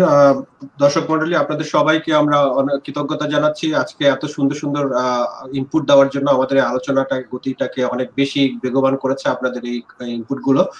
একই সাথে আজকে ব্যাংক এশিয়ার এজেন্ট ব্যাংকিং এর হেডকে আমরা আমাদের সাথে পেয়েছি, যা এখন পর্যন্ত আমার জানা মতে ব্যাংক এশিয়া এজেন্ট ব্যাংকের প্রায় 3,500-এর মতো, প্রায় 3,500 বোধ হয় না, কতগুলো এহসান ভাই? 4,500 হয়ে গেছে। ওকে, মানে 4,500 এজেন্ট তাদের আছে। সুতরাং 4,500 এজেন্ট যদি সারা বাংলাদেশে লিটন ভাইয়ের মতো এন্টারপ্রেনার বা প্রমোটার তৈরি করতে পারে, ব্যাংক এশিয়া যদি সেই অগ্রণী ভূমিকা পালন করে এবং তাদের দেখা দেখি অন্য যে ব্যাংকগুলো আছে তাদের এজেন্ট ব্যাংকও যদি এগিয়ে আসে, আমাদের এই নিরাপদ খাদ্য আন্দোলন খুব বেশি কঠিন কোনো কাজ না বলে আমি মনে করি। সুতরাং আজকে আমাদের সভাপতির যে তার শেষ বক্তব্য, আমরা ব্যাংক এশিয়ার এই যে ভূমিকা কৃষকদের পাশে দাঁড়ানোর এবং নিরাপদ খাদ্যকে সামনে এগিয়ে নিয়ে যাওয়ার, সেই অগ্রযাত্রায় আমরা শরীক থাকব। আমরা একই সাথে বাংলাদেশের সবার জন্য নিরাপদ খাদ্য নিশ্চিত করব। আবারও আপনাদের দুজনকে ধন্যবাদ জানাচ্ছি। হয়তো আমরা এই বিষয়টা নিয়ে আরো ব্যাপকভাবে আমরা আরেকদিন আলোচনা করব, যাতে আমাদের আজকের সব প্রশ্নের উত্তর আমরা দিতে পারিনি, আমরা এই প্রশ্নগুলো নিয়ে হয়তো আরো একদিন আমরা এই ব্যাংকিং নিয়ে কথা বলবো। আপনাদের সবাইকে ধন্যবাদ জানিয়ে আজকে আমাদের অনুষ্ঠান শেষ করছি। Thank you so much. সবাইকে ধন্যবাদ, ব্যাংক এশিয়ার পক্ষ থেকে সকলকে ধন্যবাদ জানাচ্ছি, বিসিএফ কে ধন্যবাদ জানাচ্ছি। আমাদের প্রতি আপনাদের আপনার 4,500 কৃষককে যদি মানে উদ্বুদ্ধ করার জন্য কোনো কর্মসূচি থাকে, আমরা বিসিএফ ফাউন্ডেশন আপনাদের সঙ্গে আছি। আমি আহ্বান জানাচ্ছি বিসিএফকে আমাদের সাথে কাজ করার জন্য। আমরা এগ্রিকালচারের ইনপুট থেকে আউটপুট হয়ে মার্কেট পর্যন্ত প্রতিটা সেগমেন্টে যত ধরনের উদ্যোক্তা তৈরি করা সম্ভব সমস্ত উদ্যোক্তাদেরকে আমরা লোন দেওয়ার জন্য অঙ্গীকারবদ্ধ হচ্ছি। 4,500 কৃষক না, 4,500 এজেন্টের সাথে 500 জন কৃষক আপনি যদি চিন্তা করেন তাহলে বিশাল একটা সংখ্যা আমাদের। বিশাল সবাই জি বিশাল মুর্শিদ ভাই, জি এখানে আসলে 500 কৃষক এটা খুব বেশি বড় সংখ্যা না। আমাদের এখানে যে প্রস্তুতি আছে আমরা আশা করতেছি যে 2021 সালে আমাদের সঙ্গে অন্তত পক্ষে 2000 কৃষক। আমরা আলাপটা চালু থাকতে পারি, আমরা অফলাইন যেতে পারি, আমাদের শ্রোতারা যাতে আপনারা থাকতেই পারেন, আমরা হয়তো আলোচনা করব। হ্যাঁ, আমার মনে হয় যে অফলাইনে চলে গিয়ে আমরা কিছুক্ষণ আলোচনা করতে পারি। আতাউর রহমান লিটন আমাদের বিসিএফ সেক্রেটারি জেনারেল, উনি আছেন, উনি আমাদেরকে টেকনোলজিক্যাল সাপোর্টটা দিচ্ছেন। লিটন ভাই, আপনি যদি আমাদেরকে অফলাইন নিয়ে যান। তো সাজ্জাদ জি সকলকে ধন্যবাদ, যারা শুনছেন সকলকে ধন্যবাদ। আসসালামু